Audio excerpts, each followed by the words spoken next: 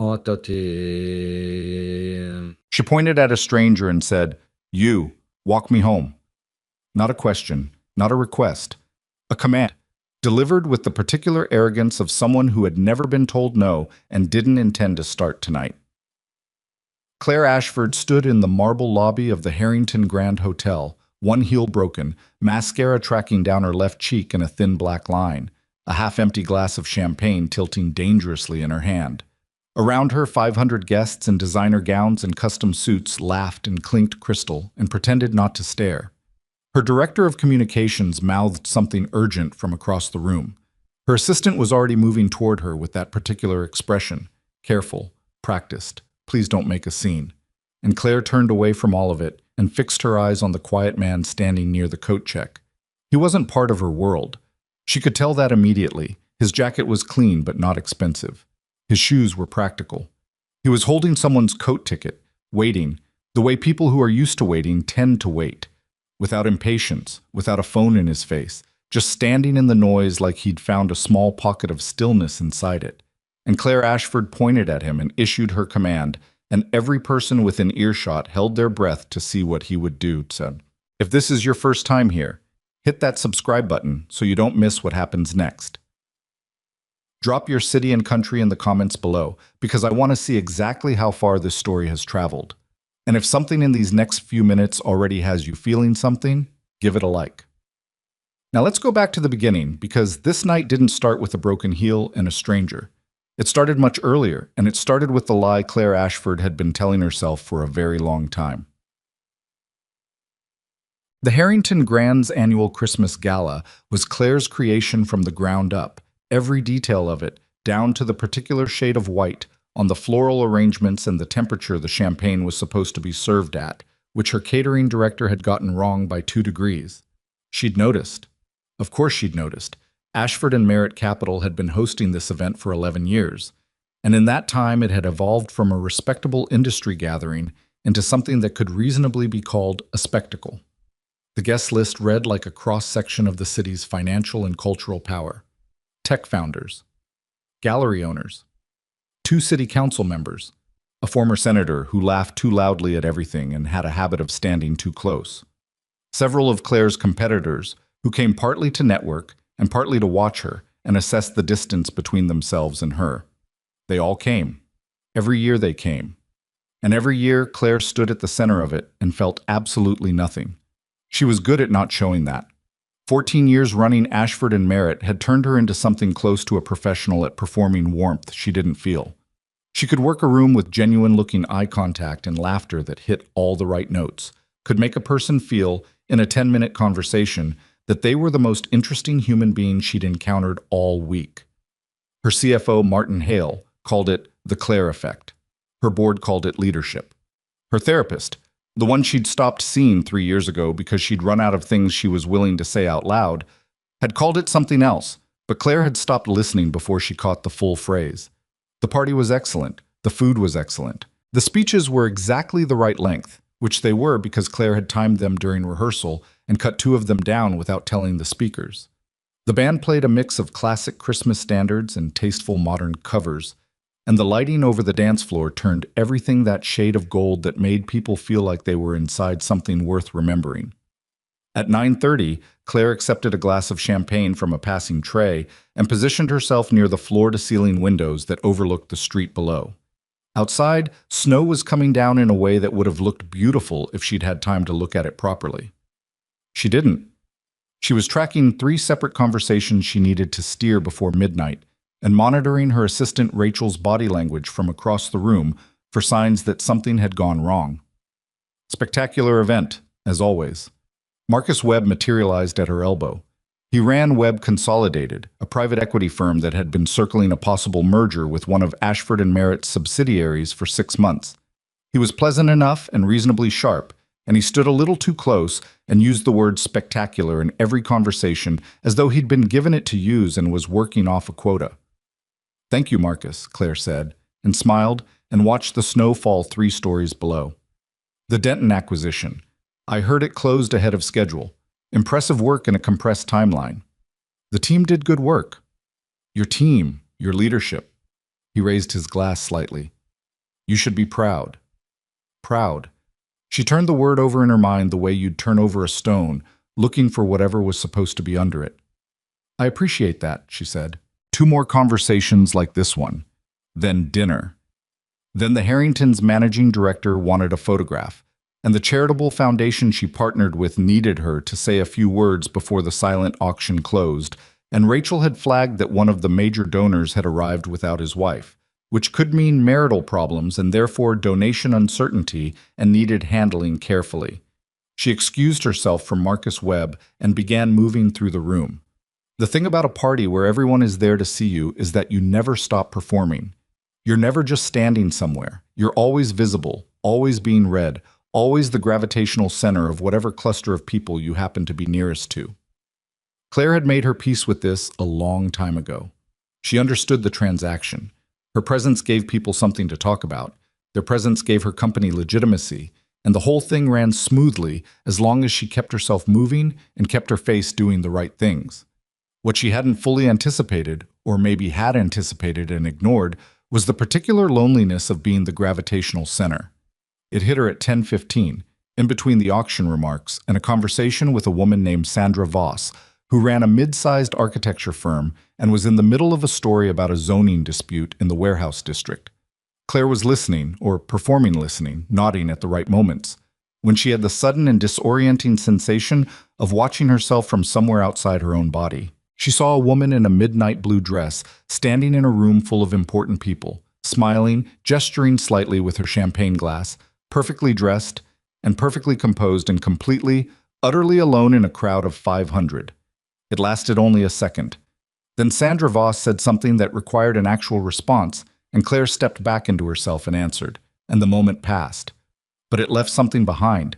She found herself drinking her second glass of champagne faster than she intended, then accepting a third one from a tray before she'd consciously decided to. By 11 o'clock, she was on her fourth, which was 2 more than she typically allowed herself at a professional function, and she was starting to feel it.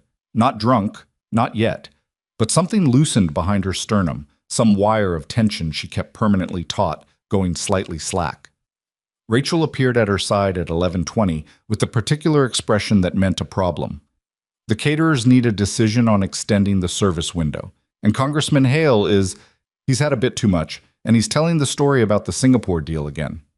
Tell the caterers yes on the extension, and get David Chen to redirect the congressman. David can handle him. David left early. His daughter has a fever. Claire pressed 2 fingers to the bridge of her nose for exactly 1 second. Then go stand near the congressman yourself and look interested. He'll follow you wherever. Rachel took a breath.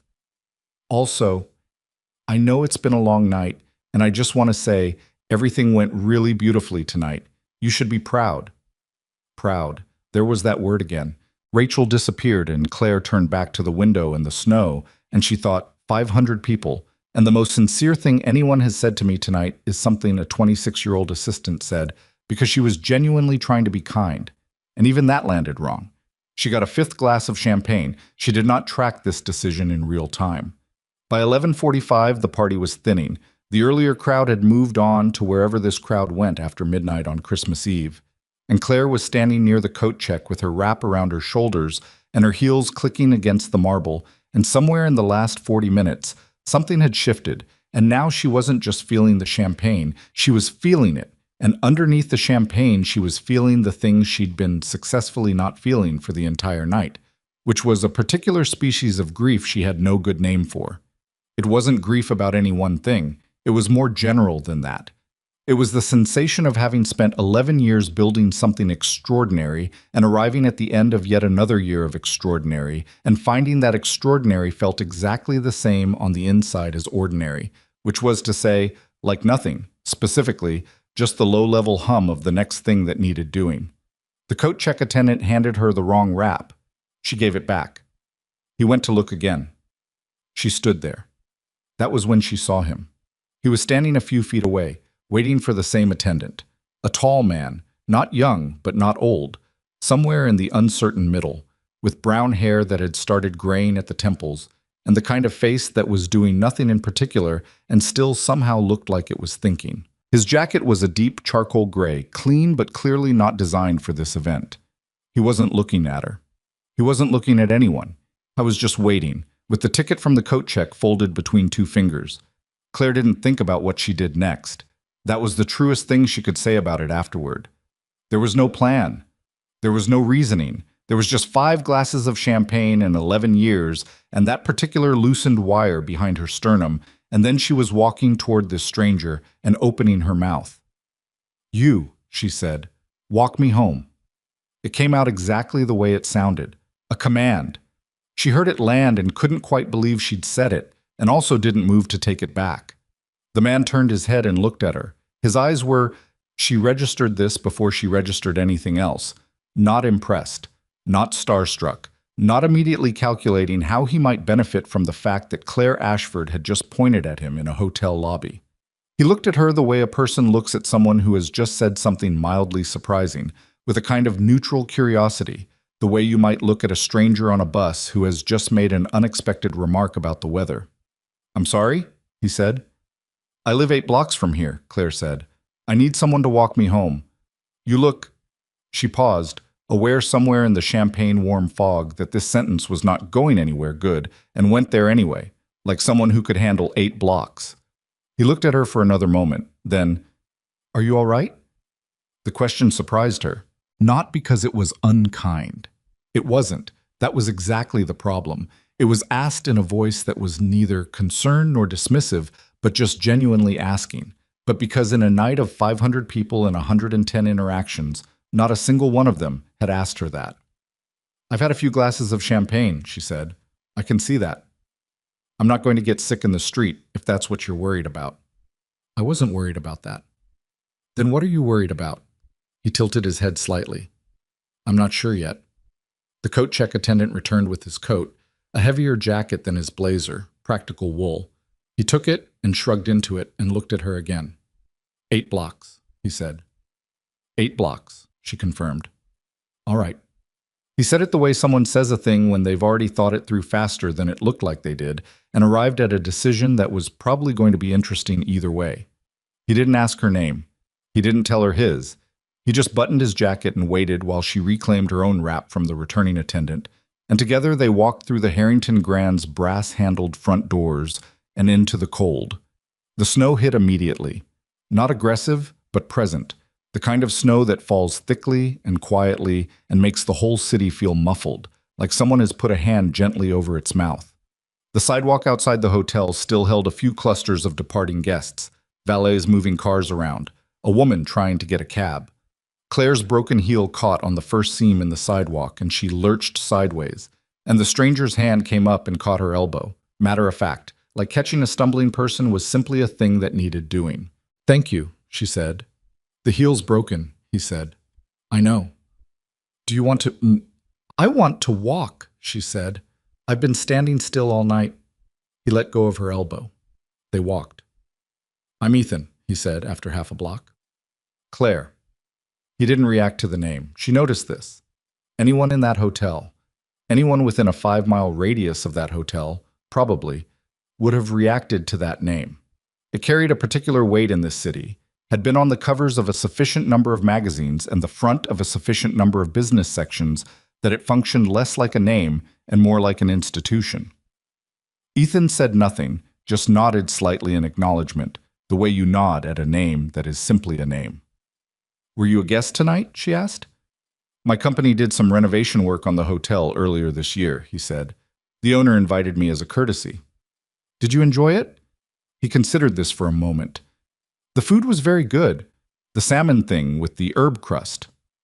"I never got to try the salmon," she said, which was true. She had been monitoring the congressman and correcting the champagne temperature and managing the silent auction, and she had not once in 4 hours stopped moving long enough to actually eat anything at a party where she had personally approved the menu. "You were the one running the whole thing," Ethan said. "Not a question." "How could you tell?" "The way people watched you move through the room," he said, "and the way you watched everything at the same time. Like you were keeping all of it in the air." She looked at him sideways. They were on the second block now, and the street was quieting, the hotel behind them and the city ahead doing its particular late-night Christmas Eve thing, which was a specific combination of empty and lit up that managed to be both lonely and beautiful simultaneously. I do that, she admitted. I can't turn it off. Even now? She checked. Walked through her own mind like checking rooms in a dark house. No, no, the wire was slack, the monitoring had gone quiet.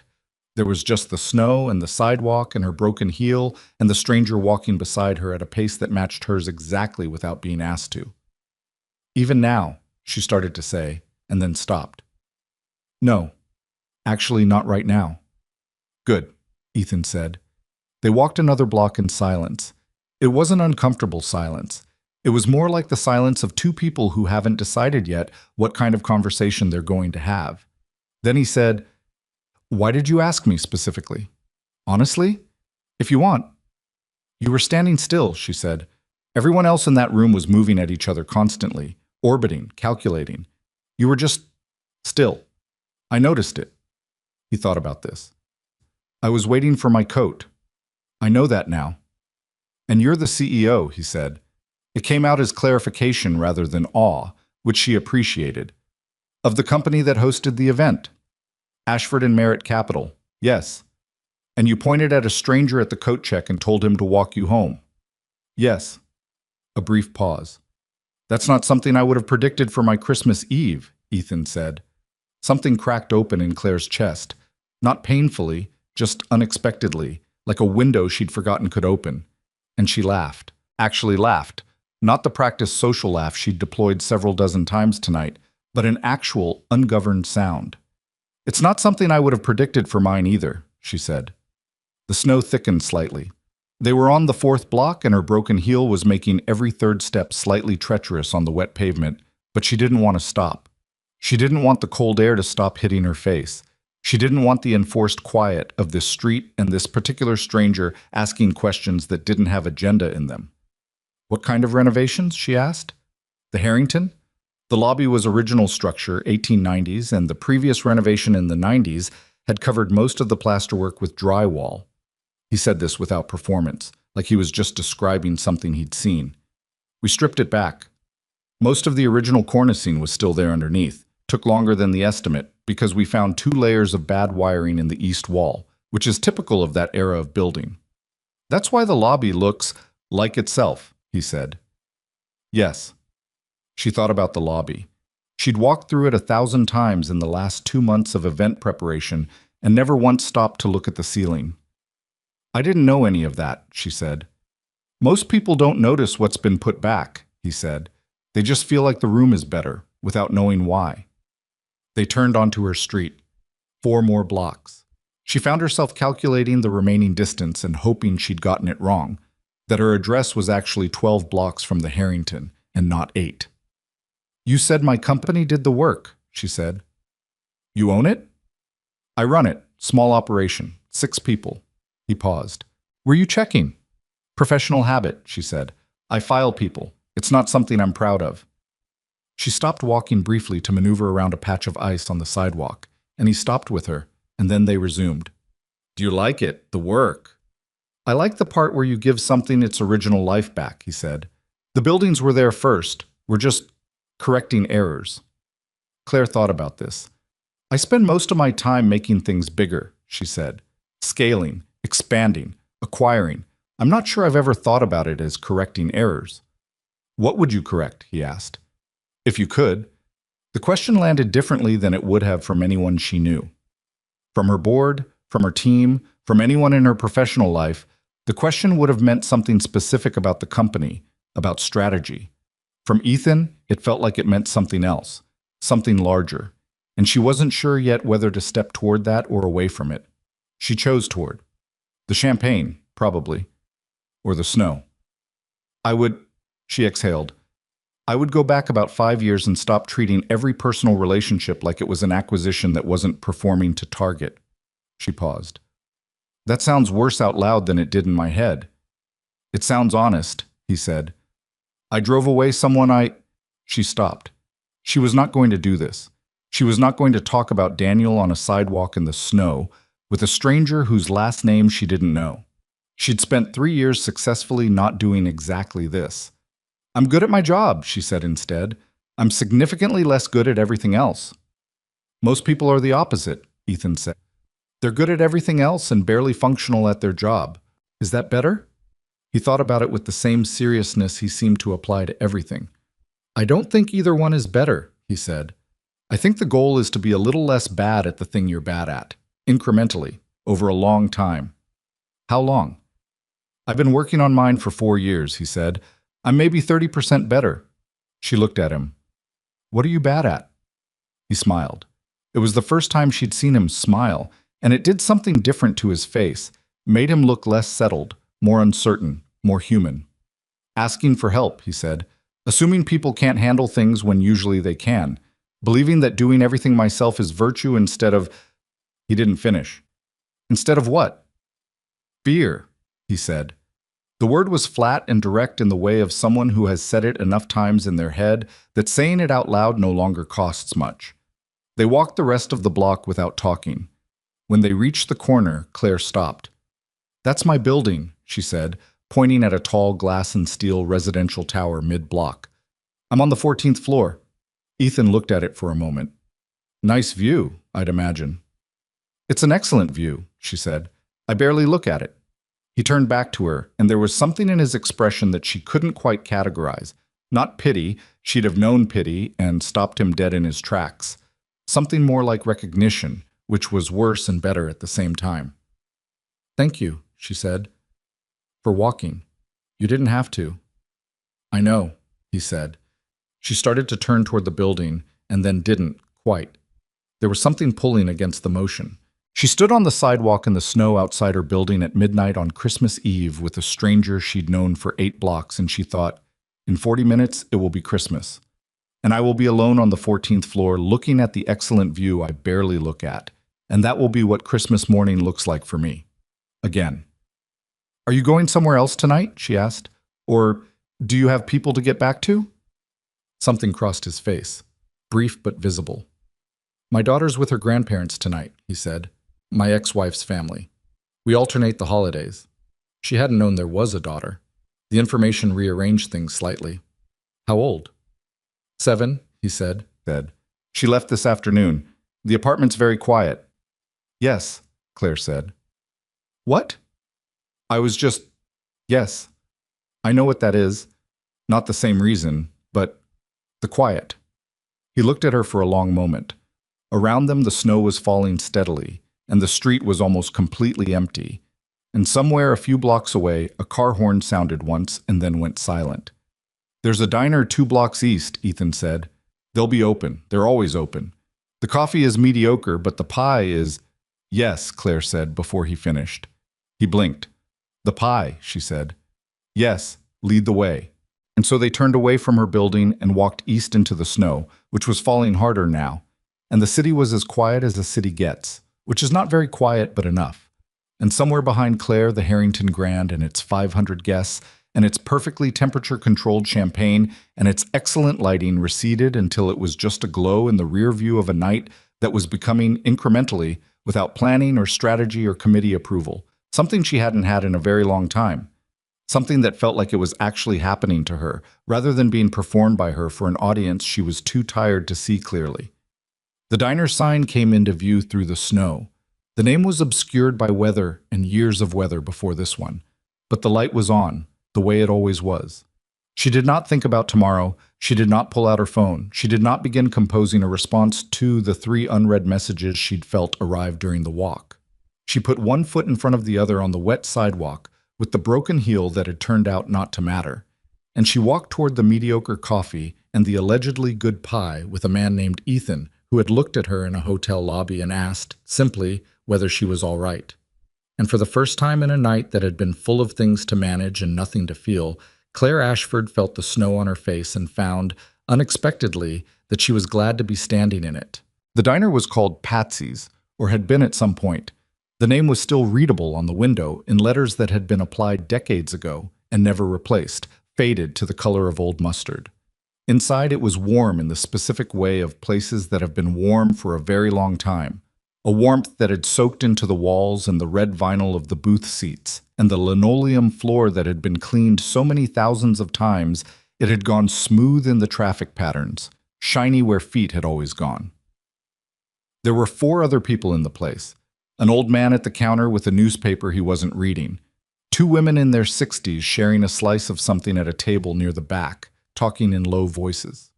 A cook visible through the pass-through window, moving unhurriedly.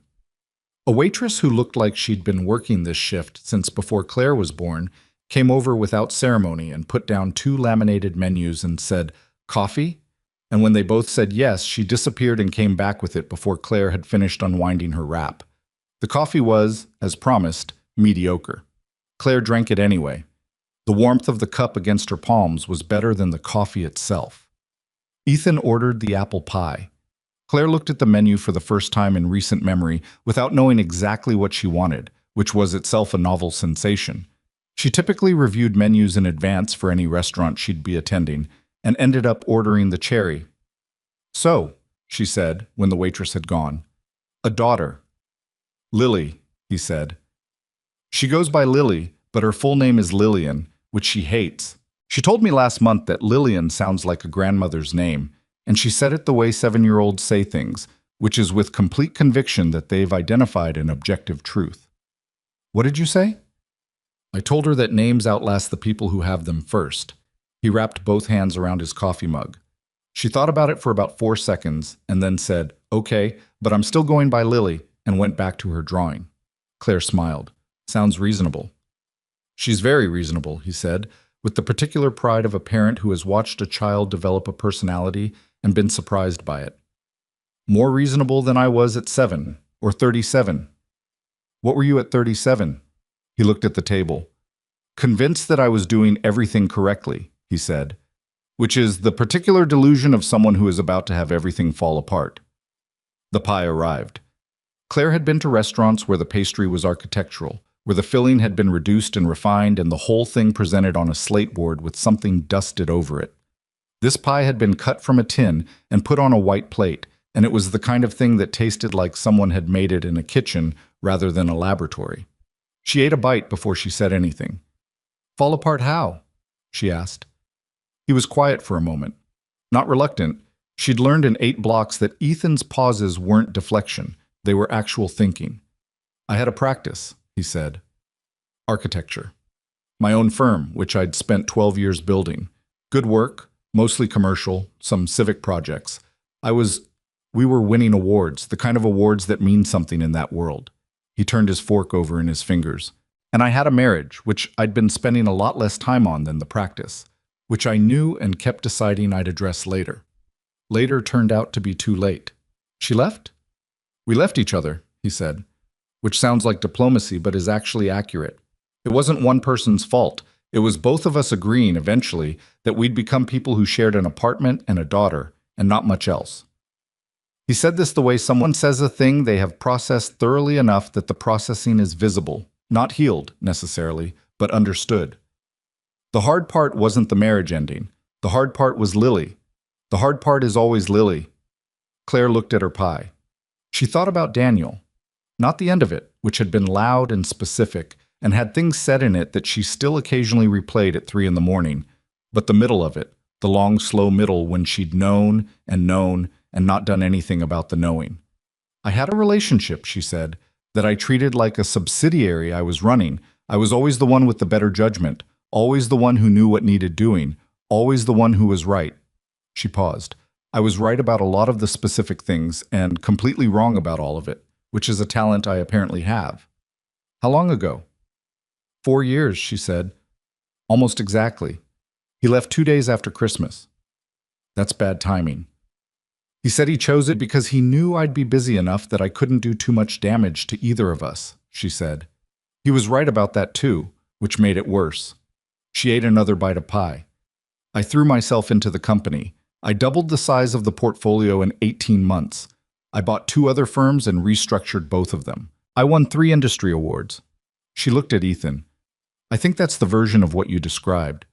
Knowing something is wrong and deciding to address it later, except that later I just kept making it impossible for anything to be wrong on paper, so I didn't have to notice what was wrong everywhere else." He said nothing. He didn't offer anything back, didn't pivot to a reframe or a comfort or a silver lining. He just looked at her with the same neutral attention he'd used in the lobby, and she found it almost startling, the absence of an agenda in someone's face. "Sorry," she said. "That was... You didn't ask for all of that." "You didn't ask me to tell you about my divorce," he said. "We're even." Outside the window, the snow was still coming down. The street was completely empty now, the Christmas Eve traffic having dissolved somewhere in the last hour, and the streetlights made the snow look orange as it fell through them, which was the wrong color for snow, but was what it was. "Why did you stop?" Claire asked. "The firm, the awards. You said you stepped back." He looked at her carefully for a moment. "Who told you I stepped back?" "You said you run a small operation, 6 people. You said you were winning awards, past tense." She watched him. "You walked away from something." He set down his fork. "About 4 years ago," he said. "Same rough time frame as your situation, interestingly." He was quiet for a moment. "After the marriage ended, I was running the firm at full capacity. Staying busy, same as you. 40-person operation by then, 3 partners, significant contracts. And then my father had a stroke." He said this simply, no performance around it. "Not fatal, but serious. He was in recovery for a long time. And I went home to help for about 3 months. And in those 3 months, I had enough distance from what I'd been doing to look at it from outside. And what I saw was..." He stopped, started again. "I saw that I'd built something very impressive that I didn't particularly enjoy. That I had gotten very good at winning awards for work that I'd designed 3 years earlier and was now mostly managing rather than doing. That the thing I'd loved about architecture, which was the part where you look at a problem in space and figure out what it actually needs, I hadn't done that in 2 years." "So you walked away?" "I walked away from the size of it," he said, "not the work. I started the small operation. 6 people who actually build things. Mostly restoration, some new residential work. I took a significant pay cut." He almost smiled. "My accountant has opinions about this." "I imagine." "My ex-wife thinks I'm having a prolonged reaction to the divorce," he said. "She says it in a concerned way, not a critical one. We're better at being honest with each other now that we're not married." "That's unexpectedly functional." "We had to be," he said. "Lily needed both of us functioning." Claire was quiet for a moment, turning her coffee cup in a slow circle on the table. Outside, one of the 2 women in the back was laughing at something the other one had said, and it was the laugh of people who had known each other for a long time and had accumulated enough shared material to find things funny that wouldn't be funny to anyone else. "Do you miss it?" she asked. "The bigger version." "The status of it," he said. "Sometimes. More than I expected, which was uncomfortable to admit." He was honest about this in a way that cost him something visibly, which she respected. "I'd gotten used to a particular kind of room that I walked into, and people knew who I was and what I'd done. And then I stopped walking into those rooms, and there's an adjustment period for that." "How long?" "I'm not entirely done adjusting," he said. She looked at him. "You said it's been 4 years." "Yes," he said. "Some adjustments take a while." The waitress refilled their coffee without being asked, a move so practiced as to be nearly invisible, and disappeared again. The old man at the counter had finished with his newspaper and was now simply sitting, which seemed like exactly what he wanted to do, and Claire found herself envying him the simplicity of it. Can I ask you something?" she said. "You have been," Ethan said. "Fair?" She looked at the surface of her coffee. "In the lobby. When I walked over and said what I said, and you have to understand how insane that was, I don't do things like that. I plan everything. I have never once in my adult professional life done anything that could be described as impulsive." "You were asking something," he said. "Why did you say yes?" She looked up. "You could have said no. You didn't know me. I'd been drinking. I was clearly having some kind of moment. I was treating you like I gave you an order, essentially. Most people would have just said no and waited for their coat," he said. "Yes." He thought about it, genuinely thought about it, in that way he had of not rushing. "You looked," he said, "like someone who had been taking care of everything and everyone in that building for hours and hours. And underneath that, you looked like you hadn't been taken care of in a very long time. And I don't mean that in a..." He paused, choosing his words. "I don't mean it in a way that makes me seem like I diagnosed you or decided to fix something. I just mean that I recognize something." What did you recognize? The look of someone keeping it all in the air, he said. I'm familiar with it. She should have found this condescending, or at least presumptuous. She'd expected to, once she asked the question and he answered it, because that was the kind of answer that could very easily tip into something patronizing. But it didn't. It was too precise. It named something she hadn't named herself, which was different from being told something about yourself by someone who thought they understood you. I wasn't, she started. You don't have to explain it, he said. I was going to say I wasn't in trouble, she said. I'd run out of performance, I think, for that night. I know, he said. That's what I mean. The cherry pie was gone, she realized. She'd finished it without tracking it. She couldn't remember the last time she'd eaten something without being aware of eating it, of tracking the calories of it, of thinking about whether she was at a table where being seen eating something mattered. My company is considering a major acquisition, she said, which was a complete change of subject, and they both knew it, and she went ahead anyway. A medical technology firm. The numbers are good. The board wants it. My CFO has run the scenarios twice, and the projections are, on paper, it's clean. But, he said, but the founder is still on staff, and she doesn't want to sell, and the only way the acquisition works is if she stays through the transition, which means I'd be asking someone to participate in the dismantling of something they built and calling it an opportunity. She turned her fork over. I've done this before. I'll probably do it again. It's part of the business. Does it bother you? She looked at him. I don't usually let myself be bothered by the necessary parts of the work, she said. That's been the rule. That's not what I asked, he said. She was quiet for a long moment. Outside, the snow was beginning to let up slightly, the heavy curtain of it thinning to something more like intermittent suggestion. The two women in the back were gathering their things, pulling on coats, the laughter still moving through their conversation in occasional waves. Yes, Claire said. It bothers me. I keep thinking about what she built and what it's going to feel like when she's sitting in her own office and answering to someone else. She paused. I keep thinking about, I built this company from the ground up. I started it at 29 with borrowed money and one client who was doing me a favor. And if someone had tried to buy me at year 12, I would have... She stopped. You would have burned the whole thing down first, Ethan said. I would have burned the whole thing down first, she agreed. So you understand why she doesn't want to sell. I understand completely, Claire said. That doesn't change the math. He looked at her steadily. It might change the approach, he said. She considered this. It wasn't a revolutionary observation. She'd had consultants who'd said similar things in more expensive language in conference rooms with better coffee than this. But the way he said it was different from a consultant. It didn't come with a framework attached. It was just a person sitting across from her suggesting that understanding someone was a data point, which maybe she already knew and had been choosing not to apply. You're not what I expected, she said. What did you expect? I don't know, she said. Someone who would be more impressed, or more uncomfortable, or who would ask me about the company once he found out what it was. I looked you up while you were in the restroom, he said. She blinked. What? After we came in and ordered, he said it without apology. I was curious once you told me the company name.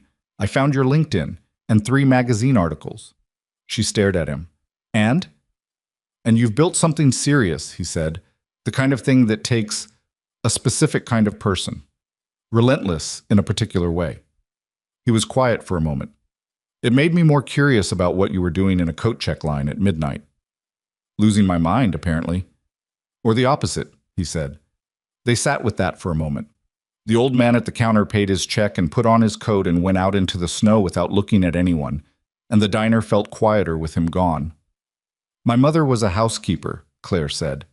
She hadn't planned to say this. It arrived in the conversation uninvited, the way true things sometimes do when you're warm and tired and talking to someone who isn't performing at you. At a hotel, actually. Not as nice as the Harrington, but nice enough to have a uniform. She worked 52 weeks a year for 20 years. She was very good at her job.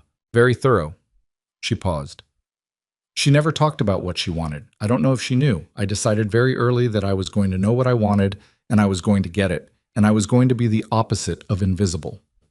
And are you? He said. Am I what? The opposite of invisible. She thought about 500 people watching her move through a room, her name on magazines, The board members who flew in from 3 states to sit around her table. The text messages she'd received tonight from numbers she barely recognized, all some variation of spectacular event, as always. "I'm very visible," she said. "I'm not sure that's the same thing." Ethan was quiet for a long moment, the kind of quiet that settled rather than pressed. "My father," he said, "spent 40 years building a house. Not the same house. He bought and sold and renovated and moved, and each house was better than the last one. He wasn't an architect. He was just a man who wanted his family to be in a good space." He set his coffee mug down. He had a stroke and lay in a hospital bed, and the thing he kept saying, once he could talk again, was that he didn't remember the square footage. He remembered the morning light in the kitchen. He remembered the window his wife used to stand at. He paused. He remembered the parts that weren't about the building. Claire felt something tighten in her throat. She swallowed it. "I know," he said. I'm not making a speech." "No," she said. "I know you're not." She looked at the table, at the white plate that had held cherry pie and now held only the sticky residue of it. She was tired in a way that was different from the usual tired, not the productive tired of a day with things accomplished, but a deeper, older exhaustion, something that had been building for years and had chosen tonight to become visible. "I should probably get back," she said.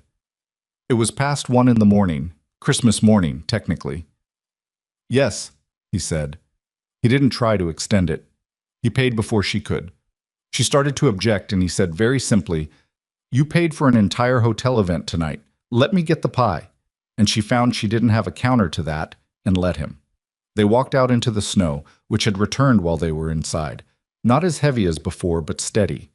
The cold hit differently now than it had an hour ago. Less sharp, more familiar. "I'm 2 blocks north," he said. "You're 4 east." "Yes," she said. They stood at the corner where the diner's warmth still reached through the glass, in the snow, in the middle of Christmas morning. "Thank you," she said, "for the walk. And the pie." "The pie was mediocre," he said. "The pie was perfect," she said, and meant it in a way that had nothing to do with pie specifically. He looked at her. Something moved behind his eyes.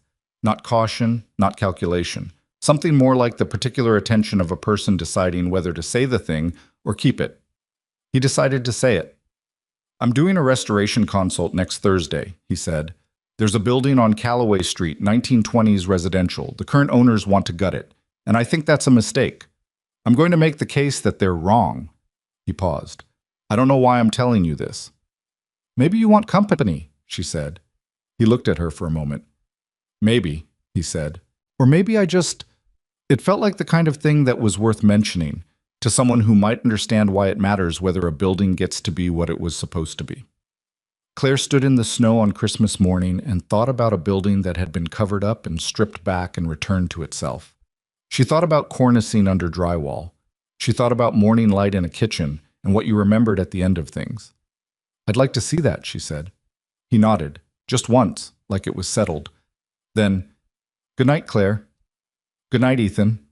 He turned and walked north, hands in the pockets of his wool jacket, footprints in the fresh snow behind him.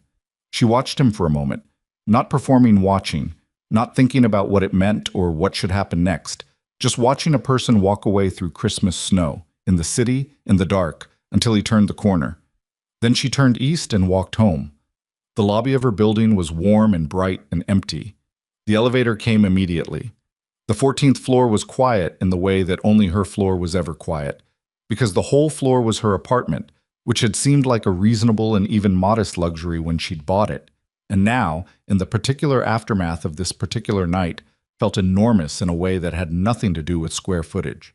She stood in the dark of her living room without turning on any lights. The city was out there, lit and snow-covered, and it was more beautiful at this hour than at any other, and she stood and looked at it. She stood and actually looked at it, the way she hadn't in she couldn't remember how long. Her phone had 17 notifications. She didn't look at them. She went to the window and put her hand against the glass and felt how cold it was on the other side, and thought about a man she'd known for 3 hours who talked about buildings as though they were people who deserved the consideration due to people, and who had asked her, in a coat check line, whether she was all right, and meant it as a question rather than a formality. She did not know what Thursday would look like.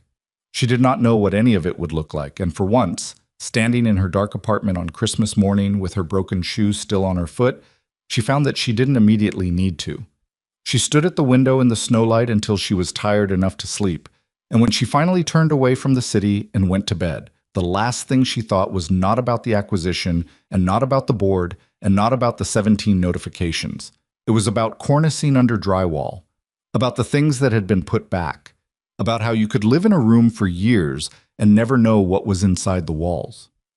Thursday came faster than Claire expected, which was unusual because her weeks typically dragged in the specific way of weeks that were filled with too many things scheduled too tightly, each day bleeding into the next with the particular sameness of full calendars.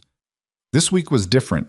She noticed the difference without examining it too closely, the way you notice a change in air pressure before you can name the weather coming.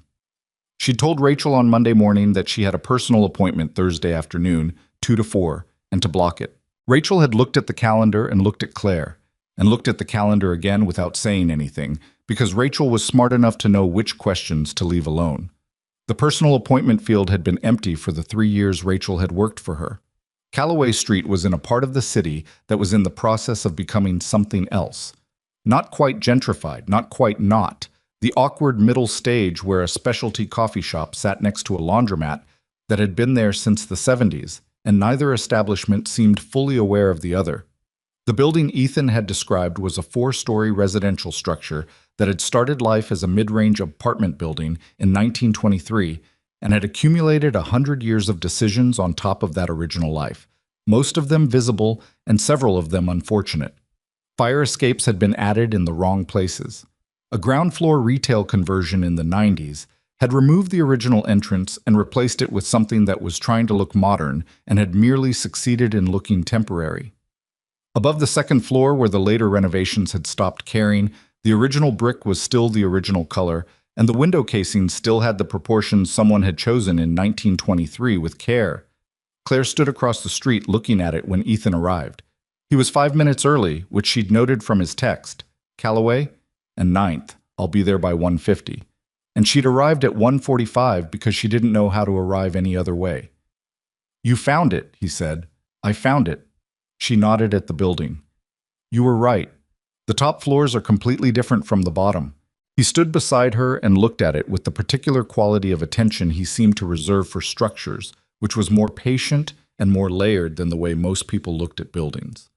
"The owners want to pull everything back to the studs and start over," he said. "New layouts, new everything. One of them is an investor, the other one is an architect." He paused. "Or calls himself one, I should say. He did 2 years of a program and started flipping buildings." "Is that why you're here? To talk them out of it?" "I was brought in as a consultant to assess structural integrity," he said. "But I looked at the records over the weekend and the building has good bones, more than good. The original plans are in the city archive.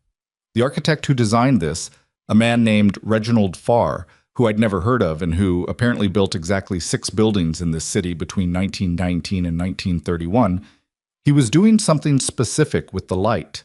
The east-facing apartments get morning light from a particular angle because of the way he positioned the window bays. You almost never see that calculation in buildings from that period." He stopped, apparently aware he'd been talking for a while. "Sorry." "Don't apologize," she said. "You know what you're talking about." They crossed the street.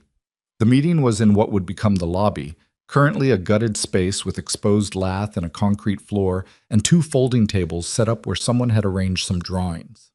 The investor, whose name was Brendan Cole, was broad and energetic and had the particular quality of a man who had decided in advance that the meeting would go his way.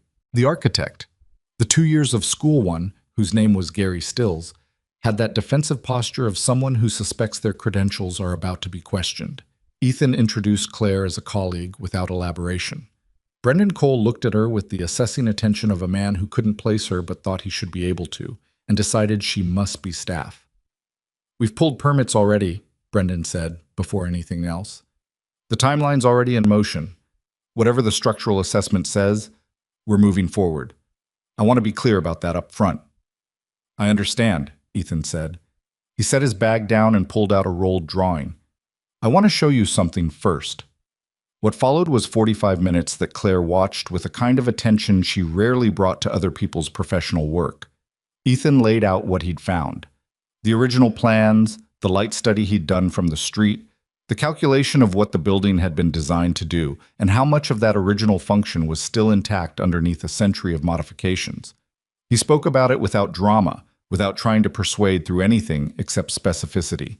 He knew what he was talking about, and he let the knowing do the work. Brendan Cole interrupted twice. Ethan answered both interruptions directly and returned to the thread without irritation. Gary Stills said less than Claire expected, and at one point took out his phone, studied it, and put it away with an expression of someone who had just confirmed something uncomfortable. "The foundation is sound," Ethan said. "The load-bearing structure is better than 90% of buildings twice its age. The window bays on the east side. If you gut to the studs, you lose the depth of those casings. You can replicate the shape, but not the function." "Function?" Brendan said. "The light," Ethan said, the way it comes in. You can build a new window that looks similar from the outside. Inside, it'll be a different room." Brendan Cole looked at Gary Stills. Gary Stills looked at his phone again. "We're not selling the light," Brendan said. "We're selling units." "You're selling units in a market," Ethan said, "where there are 40 new construction buildings within 6 blocks. What you're not selling, what nobody else can sell, because nobody else has it, is this specific building with this specific history, restored to what it was actually designed to be.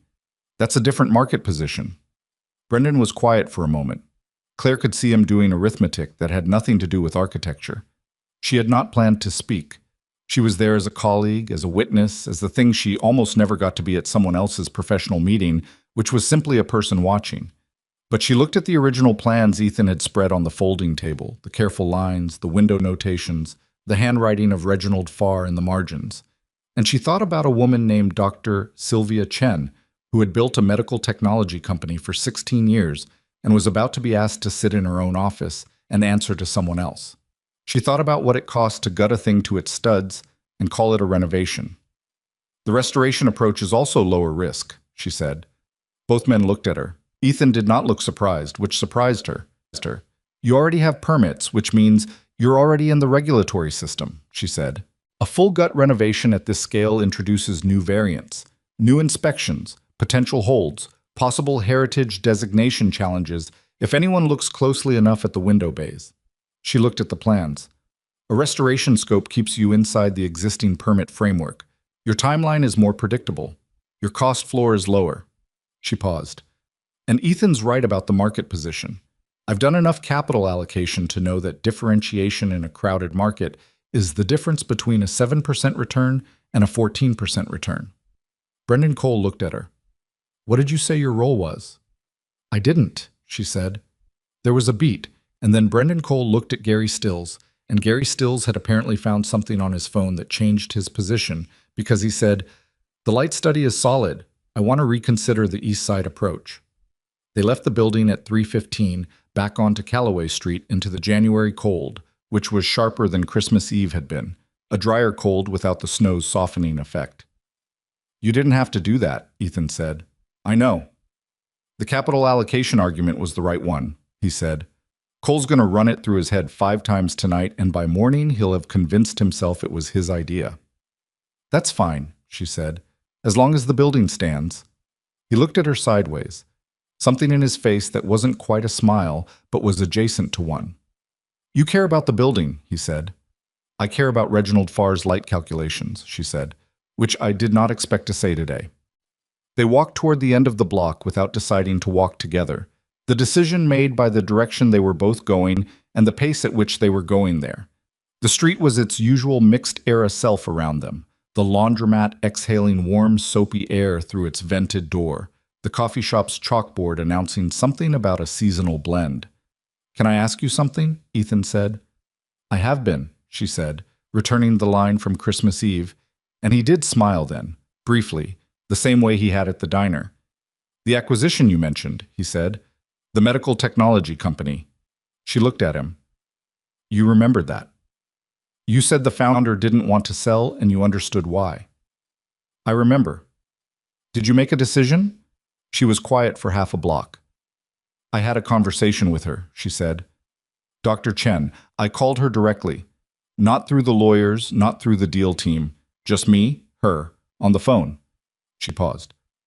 I told her what the acquisition would mean structurally, and then I asked her what she'd actually built, not the financials.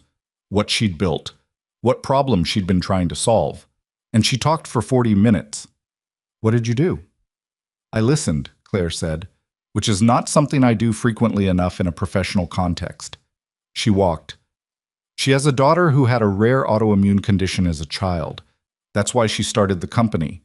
The technology she developed, it's diagnostic. It catches a certain category of condition 18 months earlier than the current standard of care.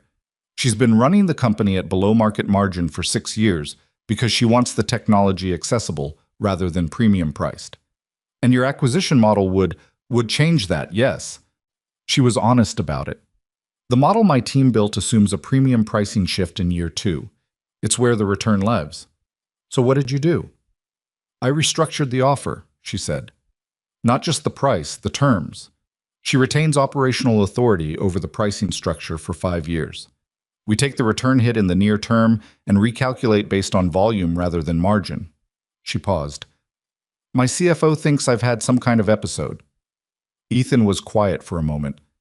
And the board? I presented it last Tuesday, she said. 3 of them pushed back. 2 were on the fence. 1, the one who's been on my board since year 1 and has watched every major decision I've ever made, said, and I'm quoting exactly, "This is the first deal structure you've brought me in 4 years that makes me think you've met an actual human being recently." A beat. Then Ethan said, "I hope you told her that was rude." I told her she was right, Claire said. They had reached the corner without noticing, the same organic process as Christmas Eve, their feet making the decision before the conversation did. Claire stopped. She had a 4:30 board prep that Rachel would have already begun staging, a car waiting 2 blocks south, 17 things on her afternoon list. "There's something I should tell you," Ethan said. His voice had shifted, not dramatically, but enough. The matter-of-fact quality had a slight hesitation in it that she hadn't heard before.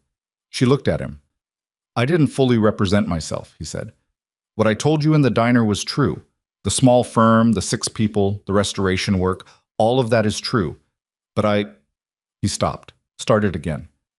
"Before I scaled back, the firm I had, the work I was doing." He looked at the building behind them on Callaway Street. "I won the Caldwell Prize in 2019 for civic architecture." She knew what the Caldwell Prize was.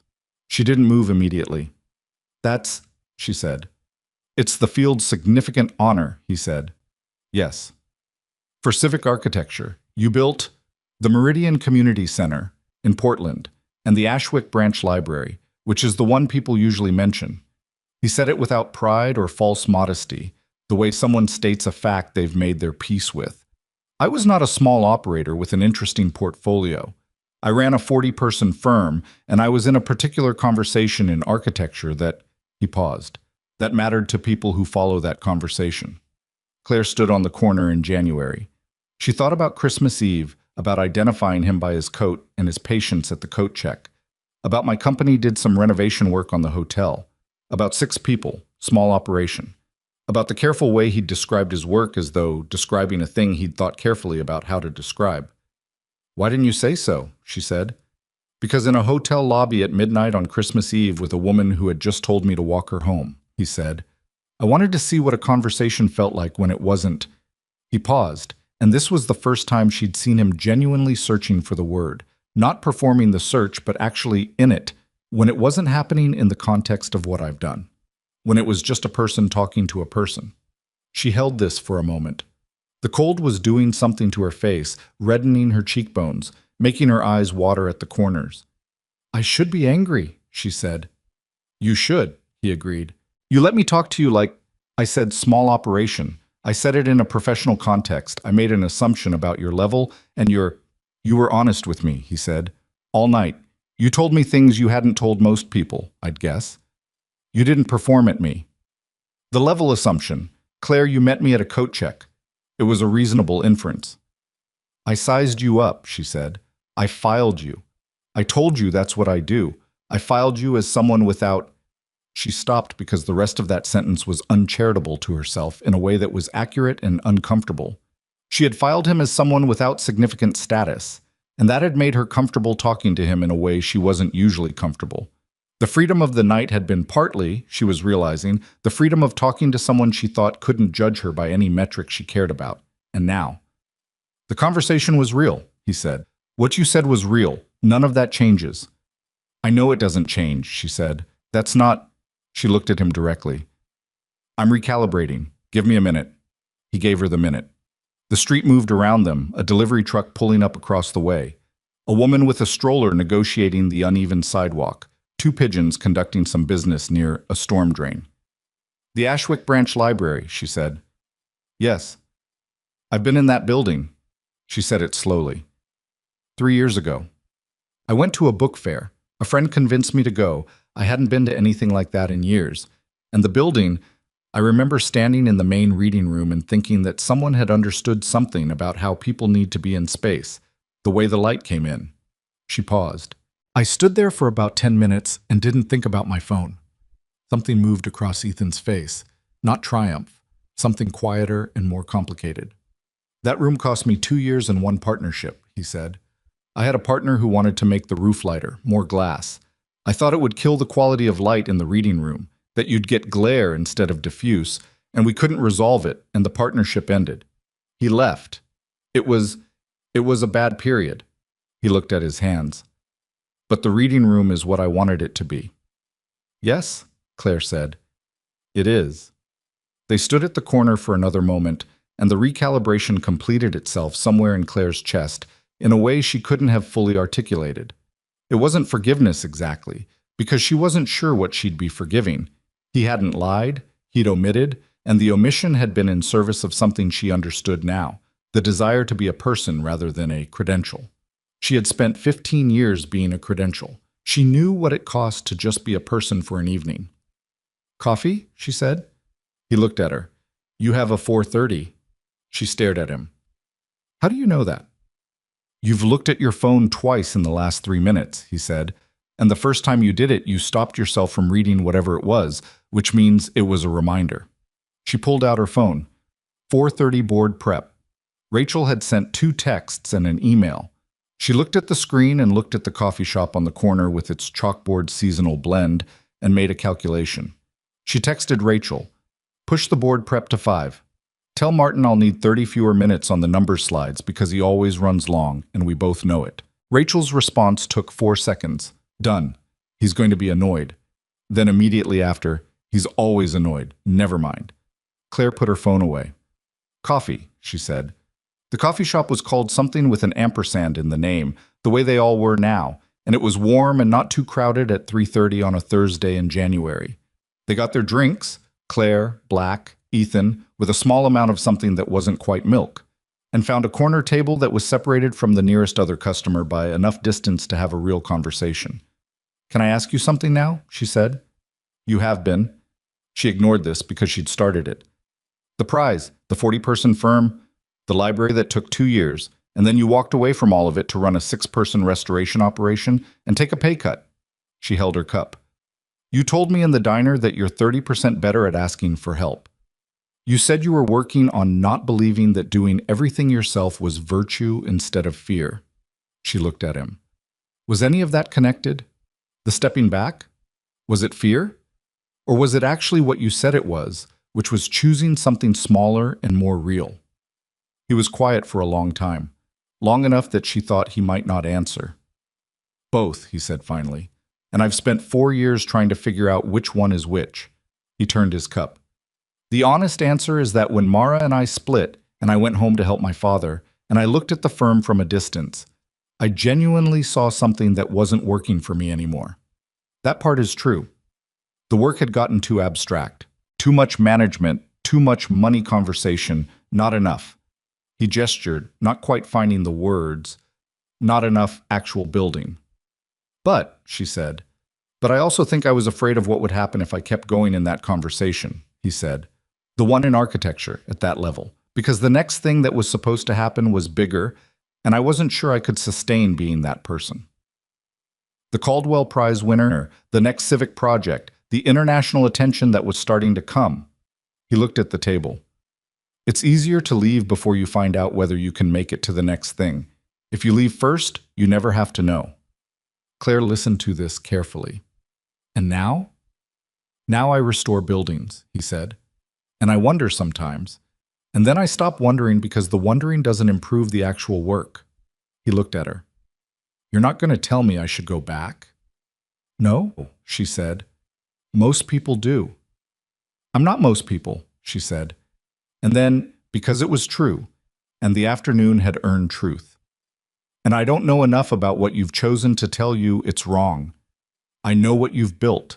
I know how one room made me stand still for 10 minutes. Whatever you're doing now, it doesn't look like running away to me. It looks like someone who decided what they could stand behind. Ethan looked at her for a long moment. That might be the most generous reading available, he said. It's the one that fits the evidence, she said. I work with evidence. Outside the window, Callaway Street was doing its late afternoon thing, the light going amber gray, the delivery truck gone, a kid on a bicycle navigating around a pothole with practiced ease. The seasonal blend turned out to be something with cardamom in it, which Claire didn't usually like and found she didn't mind. Lily gets back Sunday, he said, from her grandparents. Yes, she's going to want to know everything about my Christmas Eve, because she always wants to know everything. It's her primary characteristic. He paused.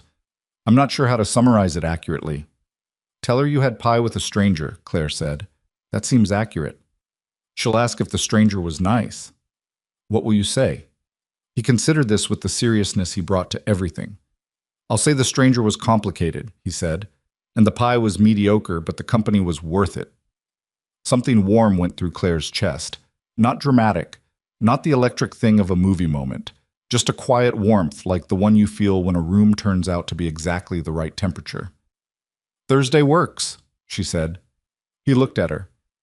If you wanted to, I don't know, walk somewhere, or find another diner. She held her cup. She'd learned to wait through. There's a building in the warehouse district, he said. 1880s. The zoning dispute Sandra Voss mentioned at the party. She stared at him. You know Sandra Voss? She's the architect on the opposing side of the dispute I just mentioned, he said. Small world. Extremely small world, she said. The building is worth seeing, he said, if you wanted to see it. Thursday, she said. Thursday, he agreed. She left at 4:10, which gave her enough time to make the rescheduled board prep if she moved with intention, which she always did. On the street outside the coffee shop, she turned south, and he turned toward whatever he turned toward, and she was halfway down the block when she heard him call after her.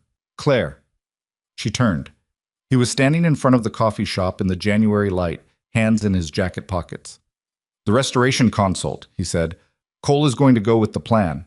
I just got a text. She felt a sharp, clean satisfaction, the good kind, the kind that comes from work that actually means something. Good, she said. The building gets to be itself, he said. Yes, she said. It does. She turned back toward her afternoon and walked south, and the January light was doing something specific to the tops of the buildings around her, catching the upper floors in a way that turned the old brick the color of something warm, amber, and rust. The kind of color you only see at the end of a short winter afternoon when the sun is low and direct and not trying to be anything other than what it is. She noticed it. She noticed it in the particular way she had not been noticing things for a very long time, the way where you actually see the thing and let it register before moving past it. She walked and looked at the tops of old buildings in the late light and thought about a man who had won a significant prize and walked away from the room. It opened and was still, 4 years later, trying to understand why, and whether that was courage or its opposite, and how sometimes both things lived in the same decision. She thought about her own decisions, the ones that had been courage, the ones that she'd called courage because calling them fear was harder, the acquisition restructure that her CFO thought was an episode and her oldest board member had recognized as something else, the phone call to Dr. Chen that lasted 40 minutes because she'd stopped performing and started listening. Incrementally, she thought, 30% better over 4 years. She could work with those numbers. Her phone rang. It was Martin Hale, her CFO, calling 8 minutes before the rescheduled board prep, which was exactly the kind of thing Martin did. She picked up.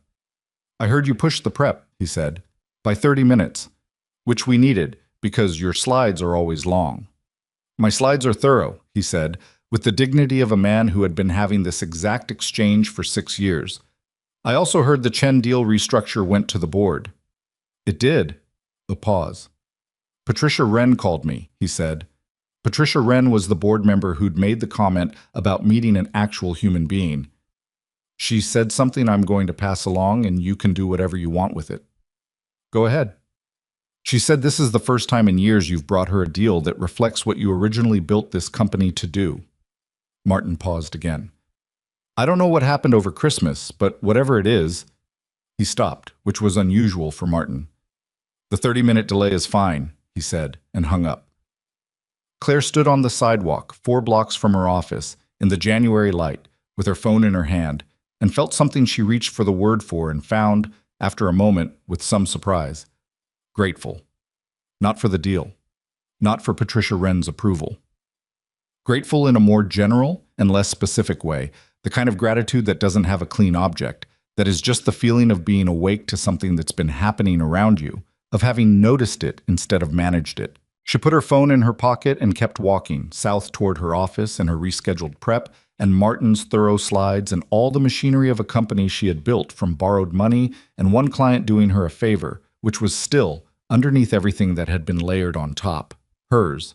Hers in the way a building is the architect's, not because they own it, but because they understood what it was supposed to be. The late light held until she turned the corner, and then it was just the ordinary gray of an afternoon that had spent itself.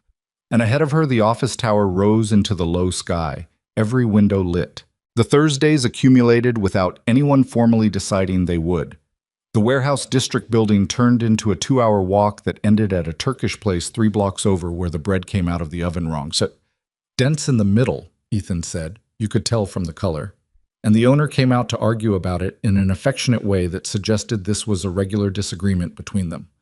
The week after that, Claire had a dinner she couldn't move and texted to reschedule, and Ethan said, Saturday worked if Saturday worked for her, and Saturday worked, and they walked through the botanical garden in the January cold because Lily had been asking about the winter greenhouse, and Ethan had promised to report back with photographs. The week after that, the Thursday happened on a Wednesday, because Ethan had a site visit Thursday morning that was going to run long. By February, neither of them was calling it anything. It was just the recurring fact of the other person, the way some things become recurring facts without a formal agreement. A table you always take at a restaurant, a route you always walk home. A person who is simply there on the calendar in the way of something assumed rather than arranged. Claire noticed this and did not examine it too closely, which was itself unusual. She was a person who examined things. She ran due diligence on business decisions that most people would have trusted to intuition. She had, in the past, approached her own emotional life with the same systematic attention she brought to a quarterly review and had found, consistently, that the systematic attention made the emotional life worse. She was trying a different approach with this. She was trying the approach of letting it be what it was without immediately assigning it a category and a projected outcome. It was harder than it sounded. The complication arrived in the second week of February, on a Tuesday, in the form of a phone call from a journalist named Petra Solis, who wrote a column for a national business publication that Claire had been interviewed by twice before, both times on her own terms, both times with her communications team present and the questions pre-submitted.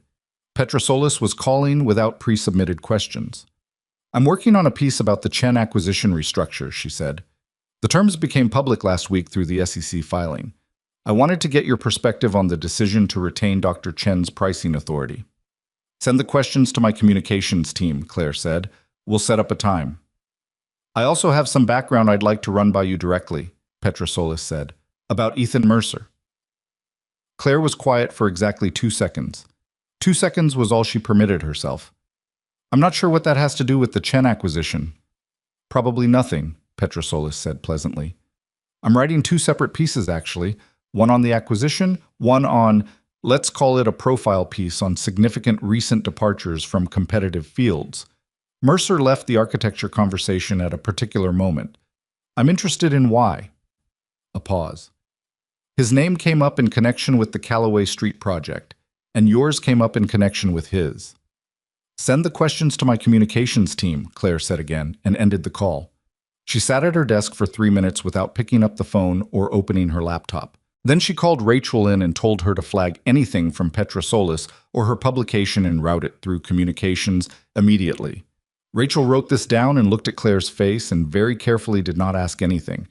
That evening, she told Ethan. They were at his apartment for the first time. He'd offered to cook, which had seemed like a natural next step in the progression of their Thursdays, and not only Thursdays, and she'd said yes because she was trying to say yes to things instead of managing them. The apartment was in a building from the 1940s in a neighborhood that was still mostly residential, which she suspected was deliberate. And it looked exactly like what he'd described his life as being, purposeful rather than decorated. Books on a shelf that were organized in a way she couldn't immediately decode, but that clearly had a system. A drafting table in the corner with something on it that he'd turned face down when she came in, which she noticed and didn't mention. Lily's drawings on the refrigerator, held up by magnets shaped like different countries of the world. A cast iron pan on the stove that had the look of something used so consistently it had become part of the kitchen. He was making pasta, actual pasta, not from a box, the kind where you mix the flour and the egg on the counter and work it with your hands, which she had never in her adult life seen anyone do in person. She was sitting at the kitchen table with a glass of wine and watching him and trying not to visibly categorize the experience, which was the kind of domestic and ordinary thing that she had not been in proximity to in so long it felt like being in a room from another era of her life. She told him about Petra Solis while he was rolling the dough. He didn't stop what he was doing. What did she ask about me specifically? She didn't ask yet. She said my name came up in connection with yours. Claire held her glass. She's writing a profile piece on people who left significant positions. Your departure from the firm is apparently something she's been looking at. She called me 8 months ago, he said. I didn't return it. She's persistent. Yes. He kept working, which required a specific pressure. She could see him calibrating it by feel. The departure piece is real. I know 3 other people she's approached about it. It's not hostile from what I understand. She's making an argument about a generation of people in competitive fields who chose to scale back rather than up. And your name being connected to mine is separate from that piece. Or it's the same piece getting more interesting, he said. She looked at him. He was looking at the dough. Does that bother you? He was quiet for a moment in the way that meant actual thought. The work part doesn't, he said. The Callaway Street project is public. Anyone can look it up. If my professional choices are interesting to someone, I can make a decision about whether to participate in that conversation. And the other part? He looked up. That depends on what it is, he said. I don't have a strong preference for privacy as a general principle. I just have a preference for things being characterized accurately. And what are we? She said. She heard herself say it and felt the particular nakedness of a question asked out loud that had been living inside your head for weeks.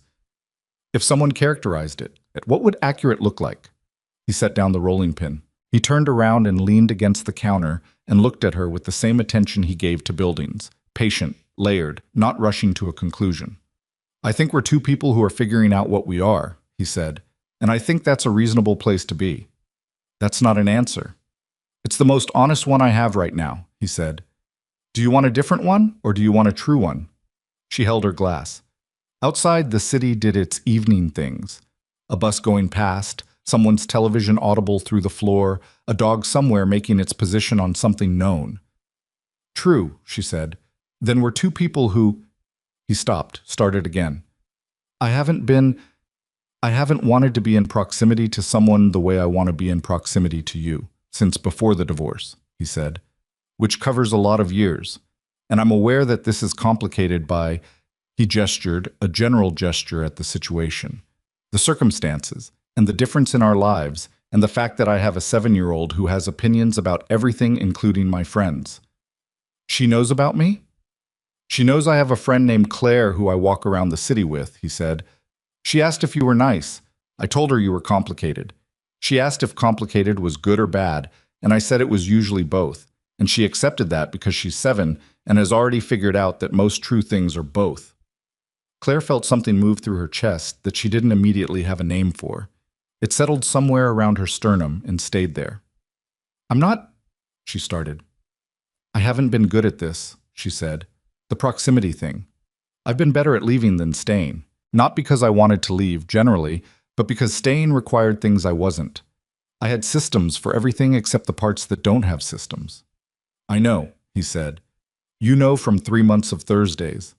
And one Christmas Eve, he said. And a coat check line. He turned back to the pasta.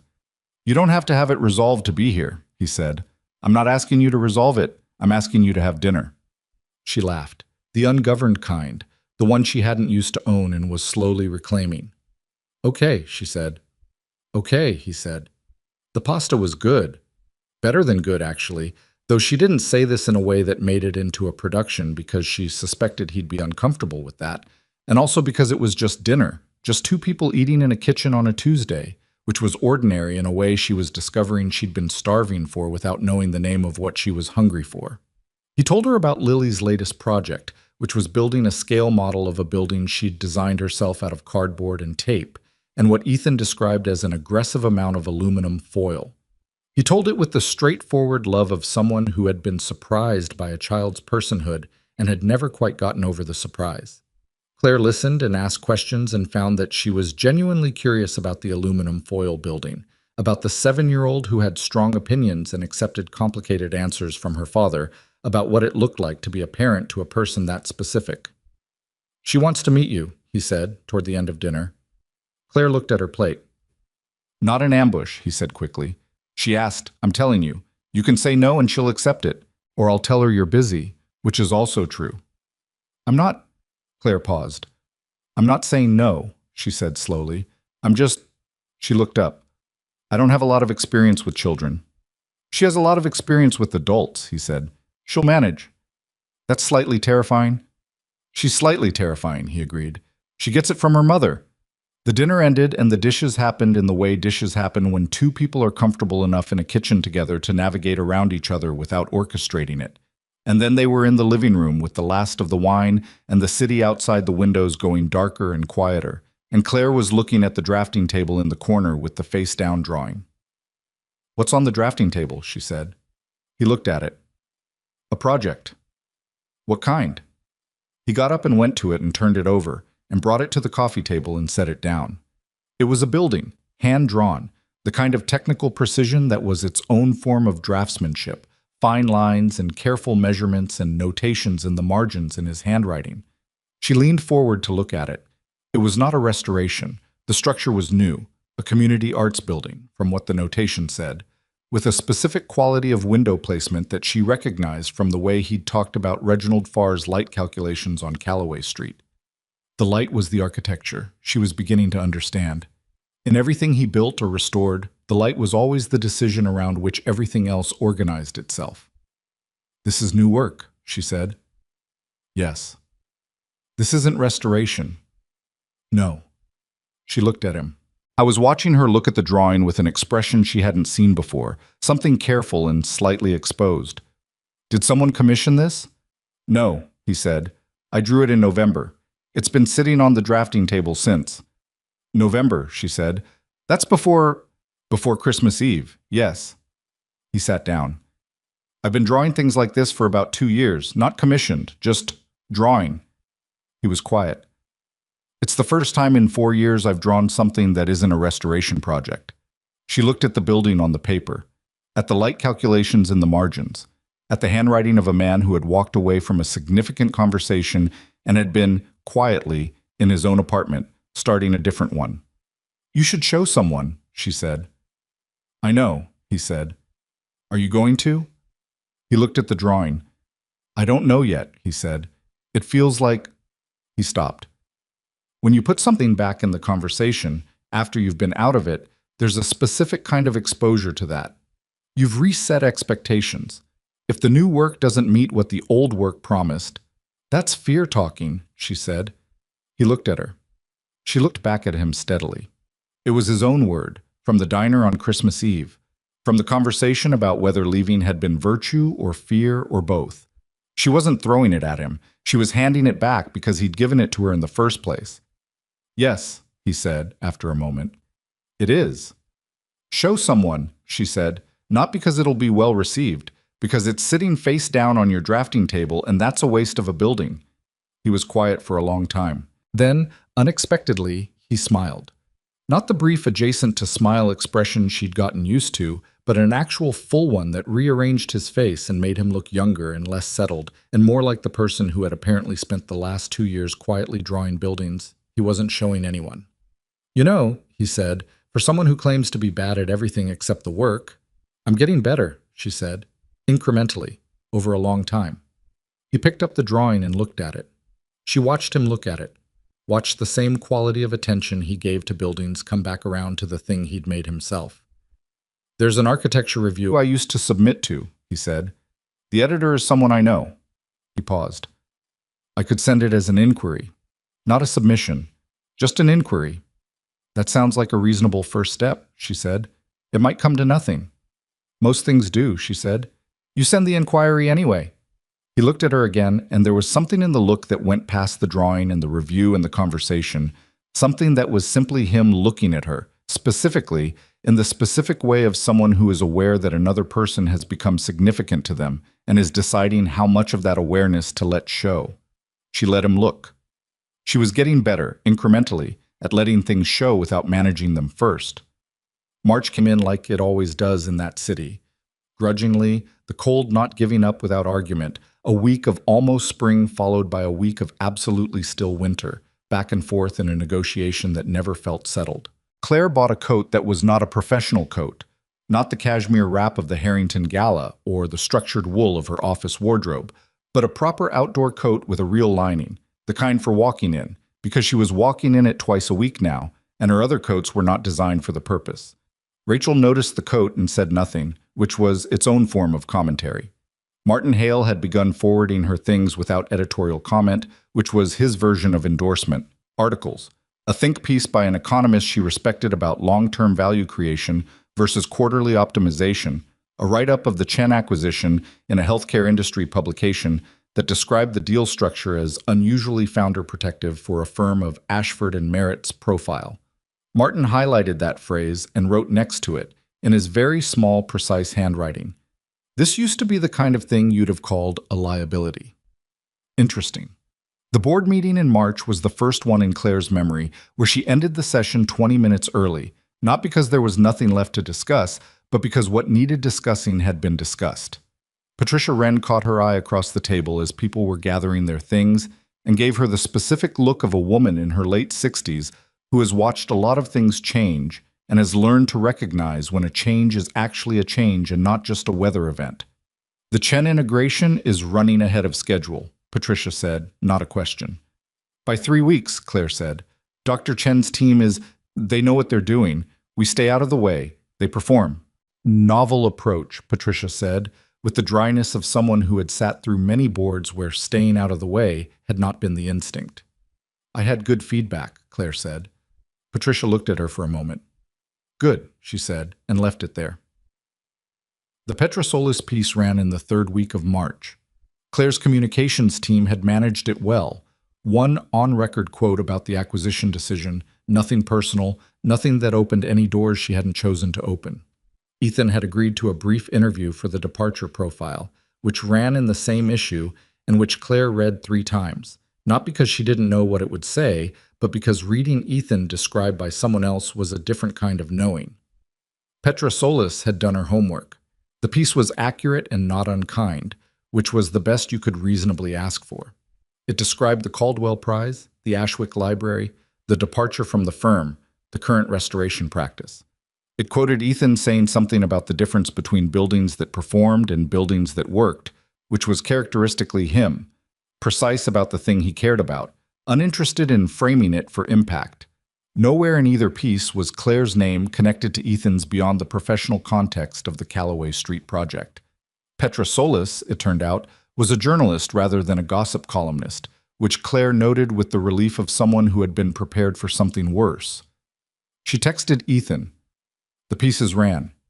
"You read yours?" His response came 20 minutes later. "Yes, reasonably accurate." She spelled Ashwick correctly, which matters to me more than it should. Then, after a pause, "I sent the inquiry to the review last night." Claire stood in her office on the 19th floor, and looked at her phone and felt a sharp, clean gladness, the kind that doesn't belong to you and is better for that.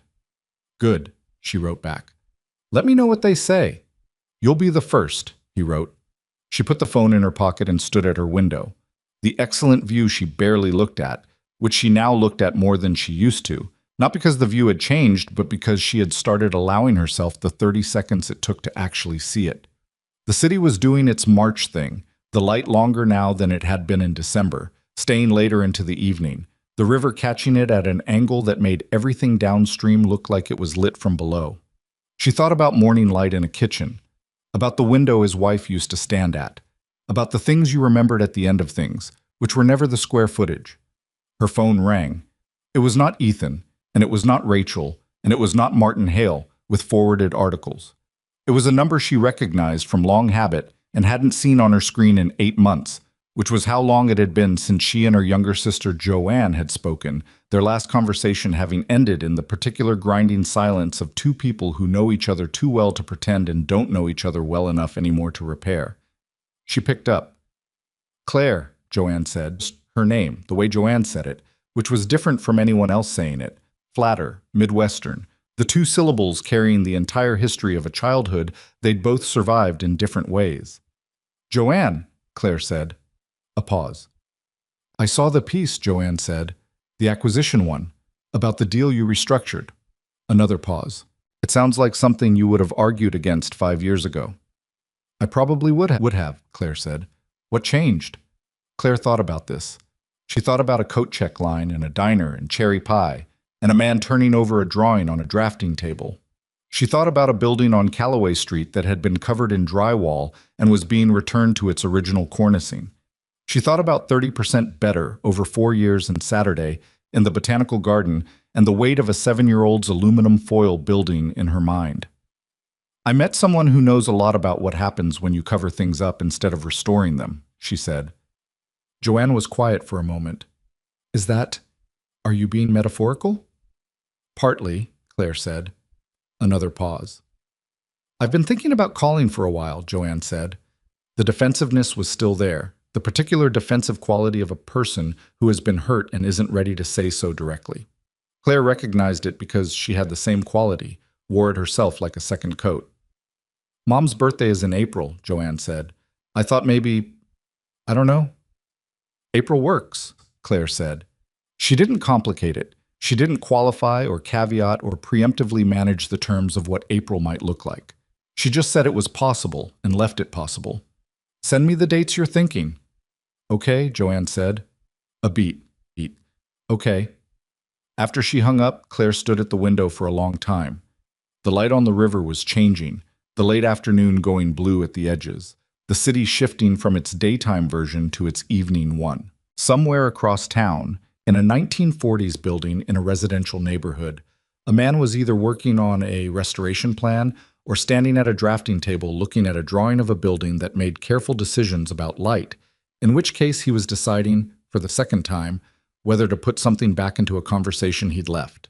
And in an apartment where the refrigerator held drawings by a 7-year-old who understood that complicated was usually both. The city was being a city outside the windows, indifferent and present and full of buildings that had things to say if you stopped long enough to listen to them. Claire did not know what April would look like with Joanne.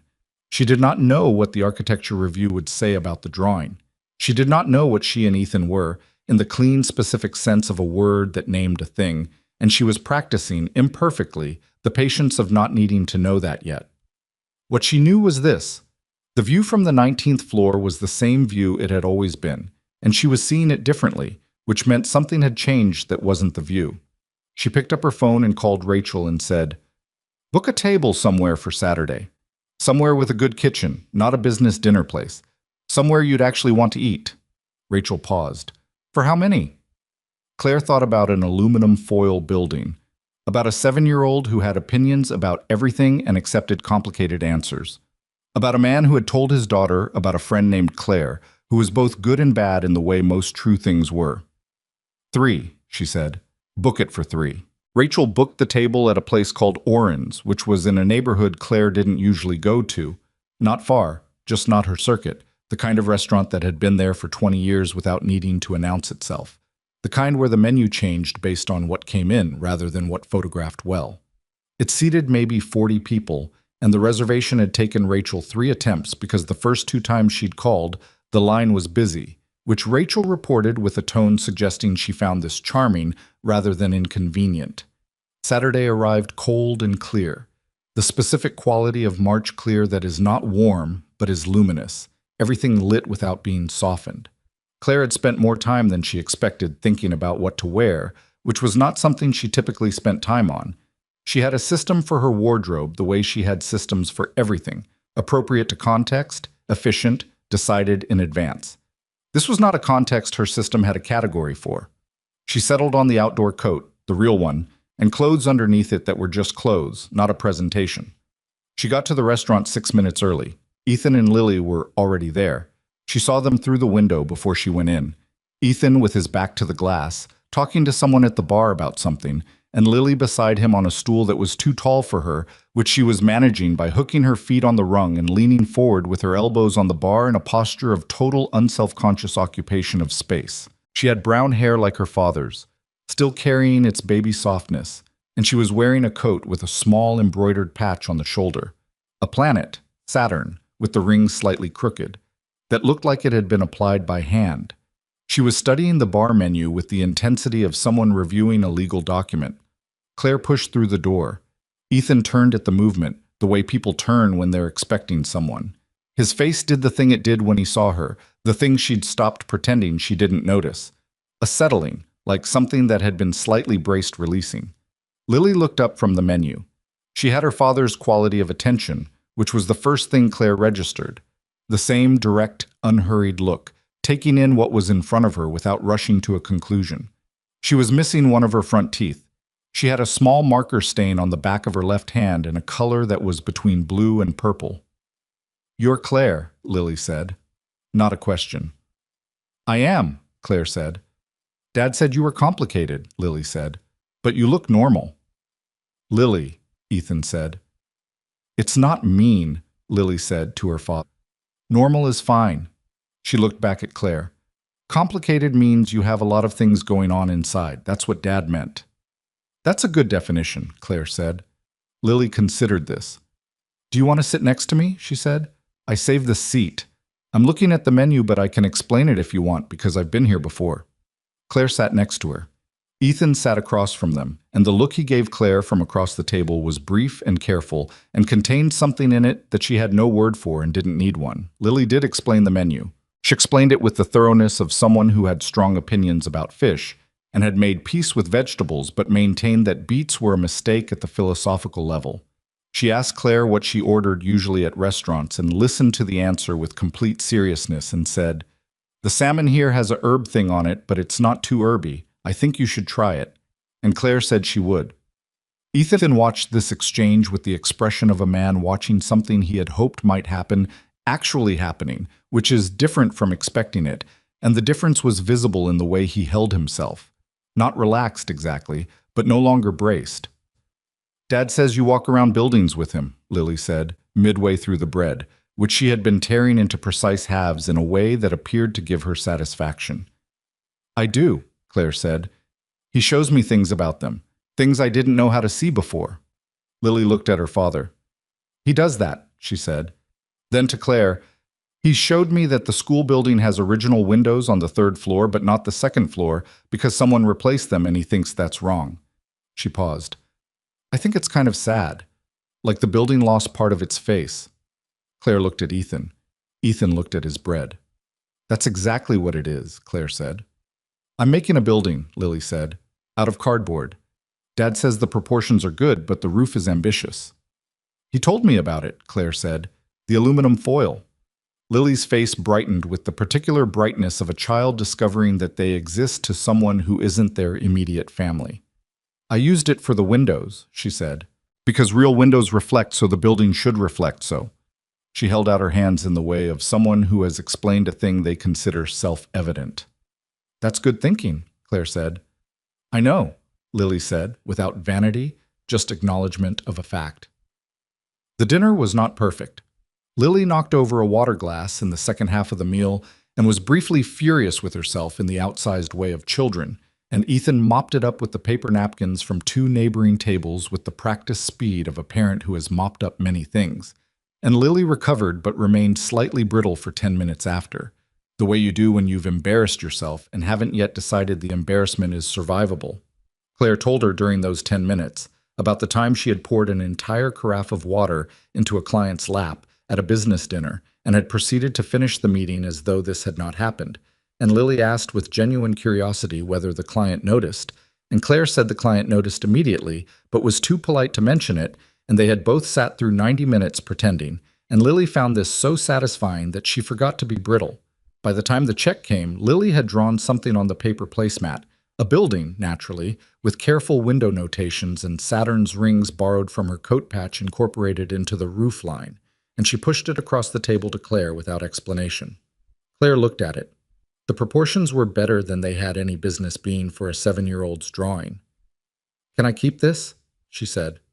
Lily shrugged, which was her version of yes.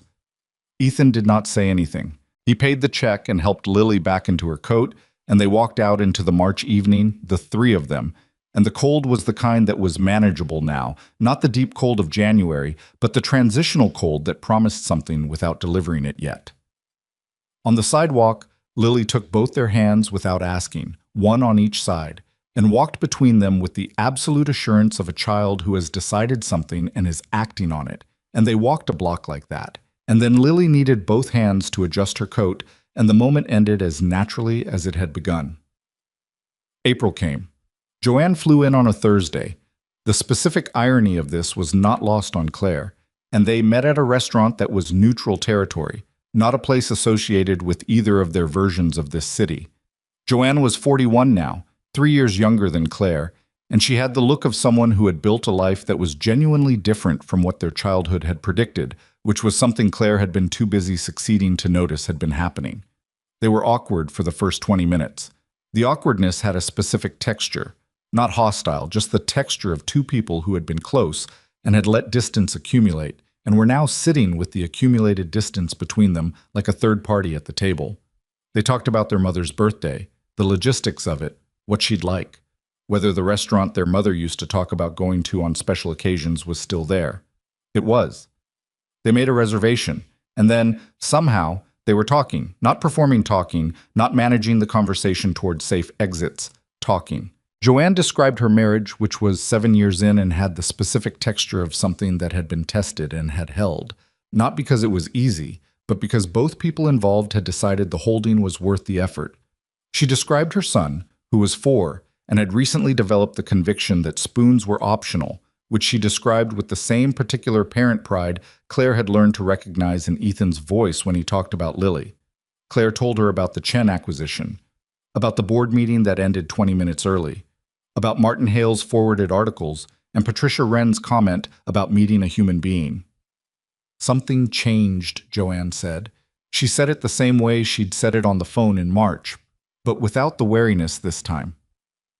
What was it, actually? Claire thought about Christmas Eve for a moment, about broken heels and coat checks, and a question that had been asked without agenda.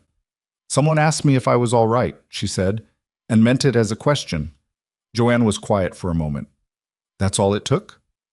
"I wasn't sure I'd been asked that in a while," Claire said, without there being something on the other side of it. Joanne looked at her. The specific look of a younger sister who has spent a lifetime watching an older sister keep the perimeter intact and is now seeing a door. "Who asked?" Claire paused. "Someone I'm figuring out," she said. Joanne did the thing Claire had not seen her do in a long time, which was smile with her whole face, the way she'd done when they were kids, the way their mother smiled. "Okay," she said. "Okay?" "Okay," Joanne said. "Tell me about him when you're ready, or don't, but okay." Claire was quiet for a moment. "He has a daughter," she said. "She draws buildings. She told me beats are a mistake at the philosophical level." Joanne stared at her. Then she started laughing, and Claire started laughing, and the accumulated distance between them shifted, not gone, but rearranged, reduced to something that could be crossed rather than something that had to be maintained. Their mother's birthday dinner was at the restaurant she'd always talked about, which had been there for 40 years and had the specific patina of a place that had survived by being exactly what it was and nothing else. Their mother was 72 and had the quality of someone who had learned, in the specific way of people who have worked hard physical jobs for long lives, how to receive a good thing without diminishing it. She sat between her daughters and ate her dinner and didn't say much that was large or declarative, and at the end of the evening she held both their hands across the table for a moment, just held them, and that was the whole of what needed to be said.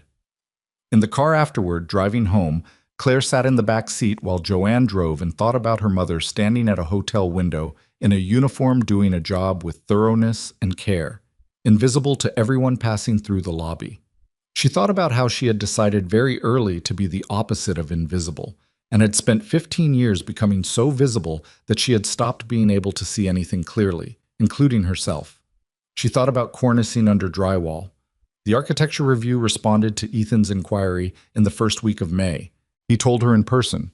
They were walking the botanical garden again, now in the genuine warmth of spring, the greenhouse unnecessary because everything was doing outside what it had been doing inside during winter. And he told it flatly, without performance, the way he told most things. They want to see the full drawings, he said. She stopped walking. Ethan. It's an inquiry response, not an acceptance, he said. They want to see the full drawings and they'll decide from there. That's good, she said. That's genuinely good news. Yes, he said, and she could hear the thing behind the word, the complicated mixture of wanting it and being afraid of wanting it, and the cost of admitting both. Send them, she said. I'm going to, he said. I wanted to tell you first. She looked at him in the May light, which was the best light, the light that made everything look like it was trying. He looked back at her with the look that had started on Christmas Eve as neutral curiosity and had become, over months of Thursdays and Saturdays, and a dinner where a 7-year-old held both their hands on a sidewalk, something else, something she recognized now as the specific attention of someone who has let another person become necessary to them and has stopped trying to make that smaller than it is. I wanted to tell you first, he said again, quieter. She understood what the repetition meant. It was not about the review or the drawings or the conversation in architecture he was considering re-entering.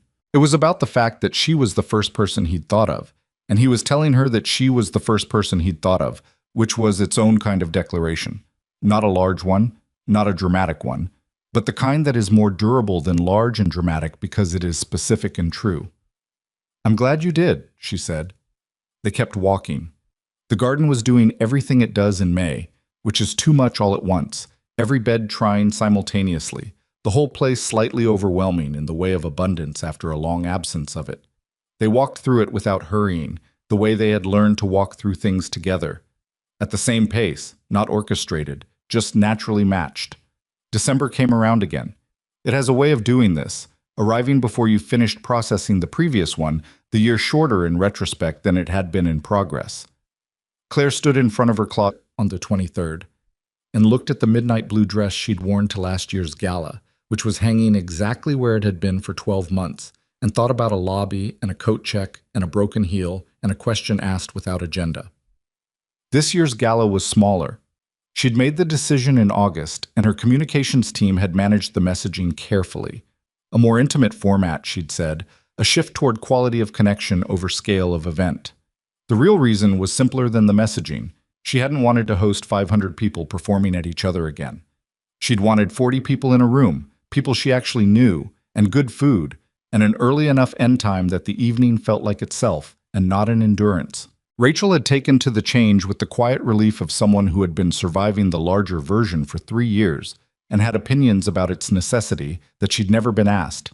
Ethan arrived with Lily, who was 8 now, and had opinions about formal occasions that she expressed by wearing her best dress with the Saturn patch coat over it, which she refused to take off on the grounds that it was cold outside, and inside was not sufficiently warmer to justify the sacrifice. Claire met them in the lobby, a different hotel this time, smaller, without the Harringtons' particular grandeur, and Lily walked in and looked at the room with the appraising eye she apparently brought to all spaces and said, "The ceiling is wrong, but the windows are right," and then asked if there was food. There was food. Lily found the salmon with the herb crust and pronounced it acceptable, which Claire told the caterer was a strong review from this particular critic, and the caterer looked at the 8-year-old holding her plate with professional gravity and said she'd pass that along to the kitchen. The architecture review had published the drawings in October.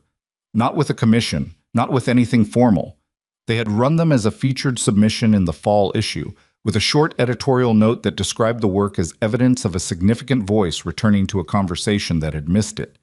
3 people Claire didn't know had sent Ethan messages about the piece. His former partner, the one who had left over the reading room roof, had called.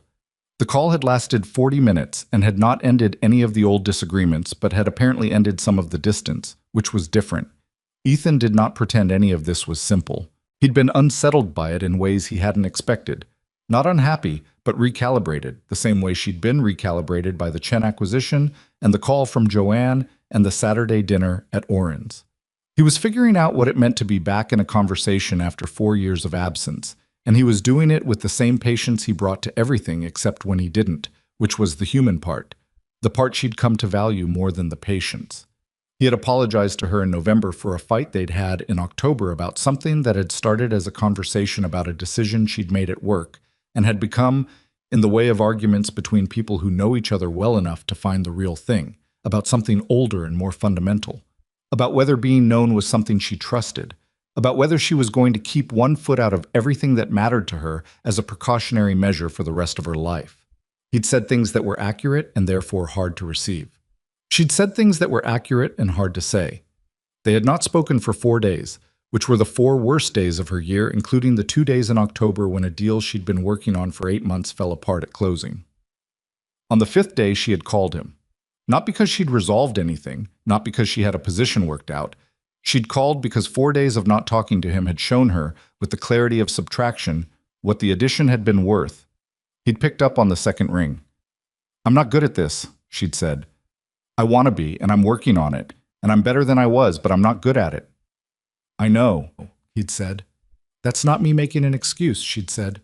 "That's me telling you what you're working with so you have accurate information." A pause. "I know what I'm working with," he'd said. "I'm working with it on purpose." The 4 days had closed. The argument hadn't become an absence, which was the thing she'd always been afraid of, the moment when the difficulty of a thing tipped over into the decision to put the thing down. It hadn't tipped. It had just been what arguments are between people who are still learning each other, which is hard and necessary and not the end of anything. Now at the December party, with 40 people instead of 500 and an 8-year-old critiquing ceiling heights, Claire moved through the room and felt the difference between this year and last in a way that was located in her body rather than her mind. Something physical, something in the way she was standing in her own evening. She was not keeping it all in the air. She was just there, in the room, with people she had chosen rather than curated, and the room was doing what it was doing without requiring her to do anything in particular to it. At 9 o'clock, she stepped outside. The hotel had a small terrace off the main room, not large enough for a crowd, and the night was cold in the way December nights are cold, which is seriously, without apology. She stood at the terrace railing and looked at the city. She heard the door behind her and knew from the footfall, from the specific rhythm of it, who it was. Ethan came and stood beside her at the railing. He was wearing a better jacket than the one from last year's coat check, which she had never mentioned to him and which he had apparently addressed without prompting. He did not say anything immediately. They stood and looked at the city in the snow, because it was snowing, lightly, in the way it had been exactly a year ago, and the city had the same muffled quality, the same orange-lit falling snow, the same sense of a world that had quieted itself for one night and was in the process of something. "Same snow," she said. "Different year," he said. "Better coat," she said. He looked down at it. "Lily told me the other one looked like I was going to a meeting," he said. "She said this one looks like I'm going somewhere on purpose." "Smart kid." "Terrifying kid," he said. "There's a difference." They stood in the snow for a moment. She could hear the party behind the glass, muffled and warm, 40 people doing the thing that a gathering of people who actually know each other does, which is different in texture from 500 people performing at each other, louder in some ways, quieter in others, the specific sound of people not being careful. "I've been thinking about something," Ethan said. She looked at him. "The building I drew," he said, "the one in the review. I've been thinking about actually building it. He looked at the city, not at her. There's a community in the warehouse district. The zoning dispute is mostly resolved. Sandra Voss helped. Took 6 months, but it's resolved. And there's a site. A vacant lot that's been sitting there since a fire in 2004. The community has been trying to fund an art space for 12 years. And you want to build it, she said. I want to try, he said. It would mean going back into the bigger conversation. Not the 40-person firm. I don't want that. But bigger than 6 people and a restoration scope. He was quiet. It would mean accepting that the failure is possible and building anyway. She thought about the reading room in the Ashwick Library, about 2 years and one partnership in the roof that he'd refused to make lighter because he knew what it would do to the light inside. About a man who had turned a drawing face down on a drafting table and had turned it back over when she asked. You already know what you're going to do, she said. He was quiet. You called me first, she said. When the review responded, not your former partner, not your ex-wife. Me. Yes, he said. And now you're telling me this first, she said, before you've told anyone else. Yes, he said again. She turned to look at him directly. In the cold. In the snow. He was already looking at her. He'd been looking at her for a while, she realized. Not waiting for her to say something, just looking. The way he looked at buildings he thought deserved attention, the way he looked at things he was considering the full weight of. Build it, she said. He looked at her for a moment that was longer than a moment. Okay, he said. One word. The same word she'd said in his kitchen in February, when he told her she didn't have to have things resolved to be there. She recognized it coming back to her now. The same thing, the way things you give to someone have a way of returning in different forms. The snow fell. The city held its December breath. She thought about her mother standing at a hotel window in a uniform, invisible to everyone passing through. She thought about building a company at 29 with borrowed money and one client doing her a favor. She thought about 500 people watching her move through a room and the particular loneliness of being the gravitational center of a night you're not actually present in. She thought about broken heels and mediocre coffee and cherry pie, and a question asked without agenda, and everything that had followed from the decision to answer it honestly. She thought about cornicing under drywall, about what you found when you stripped back the cover and let the original thing breathe again. She put her hand on the railing, and his hand was already there, and their fingers settled against each other's without deliberation, the way you settle into a room that has been correctly proportioned. Not dramatic, not announced, just the quiet recognition that the space was made for this, that this was what it had always been for, that someone, somewhere, a long time ago, had made careful calculations about the light. Inside, through the glass, Lily had apparently found the dessert table and was evaluating it with the Saturn patch coat still firmly on, one hand on her hip, in the posture of a person making an important decision. She had her father's quality of attention and her own quality of certainty about the conclusions that attention reached, and she was going to be, Claire thought, something specific and remarkable when she grew into the full size of herself. The snow kept falling. The city kept its particular winter quiet. They stood at the railing until the cold made staying outside impractical, and then they went back inside into the warmth and the sound of 40 people who had been chosen rather than collected. And the door closed behind them on the December night, on the snow, on the city they had walked through separately for years before walking through it together, on every careful calculation about where the light should go and what it should find when it got there. The party continued. The night moved toward midnight. Lily fell asleep on a small couch near the window, Saturn coat still on, the dessert decision apparently resolved in her favor, her face in sleep losing the watchful intensity it wore awake and becoming simply the face of a child at rest, which is one of the more complete things a face can be. Ethan stood near the window and looked at his daughter. Claire stood beside him. They did not say anything. There was nothing that needed saying that wasn't already present in the room, in the sleeping child, in the snow on the glass, in the particular quality of a night that had answered the question it had been asked a year ago and was now simply what it was. A night in December, ordinary and complete, lit and warm, full of people who had chosen to be there. She had built a company. She had built it from nothing into something that had its own gravity, its own weight in a world that measured such things. She had done it with ferocity and intelligence and the particular kind of loneliness that gets mistaken for strength. And she did not regret it, would not undo it. It was hers. It was real. It had mattered and continued to matter. But the greatest thing she had done in the last year was smaller than the company and would never appear in a business publication or a quarterly report or on the cover of anything. The greatest thing she had done was answer honestly when a stranger at a coat check asked if she was all right, and follow that honesty out into the snow, and keep following it through the months after, through the difficulty of it, through the argument and the 4 days of silence and the phone call on the fifth day, through the dinner where an 8-year-old held both their hands on a sidewalk without asking. The greatest thing she had done was let herself be known. It was not a smooth thing. It was not something she had mastered or resolved or fully understood. It was an ongoing project, imperfect, requiring constant recalibration, demanding things from her she was still learning to give. But it was real. It was more real than anything she had built in an office or presented to a board or had written about her in a publication with her name on the cover. She was 30% better than she had been, maybe 40 in the right light. 40% was enough to stand here, in this room, in December, in the snow. It was more than enough.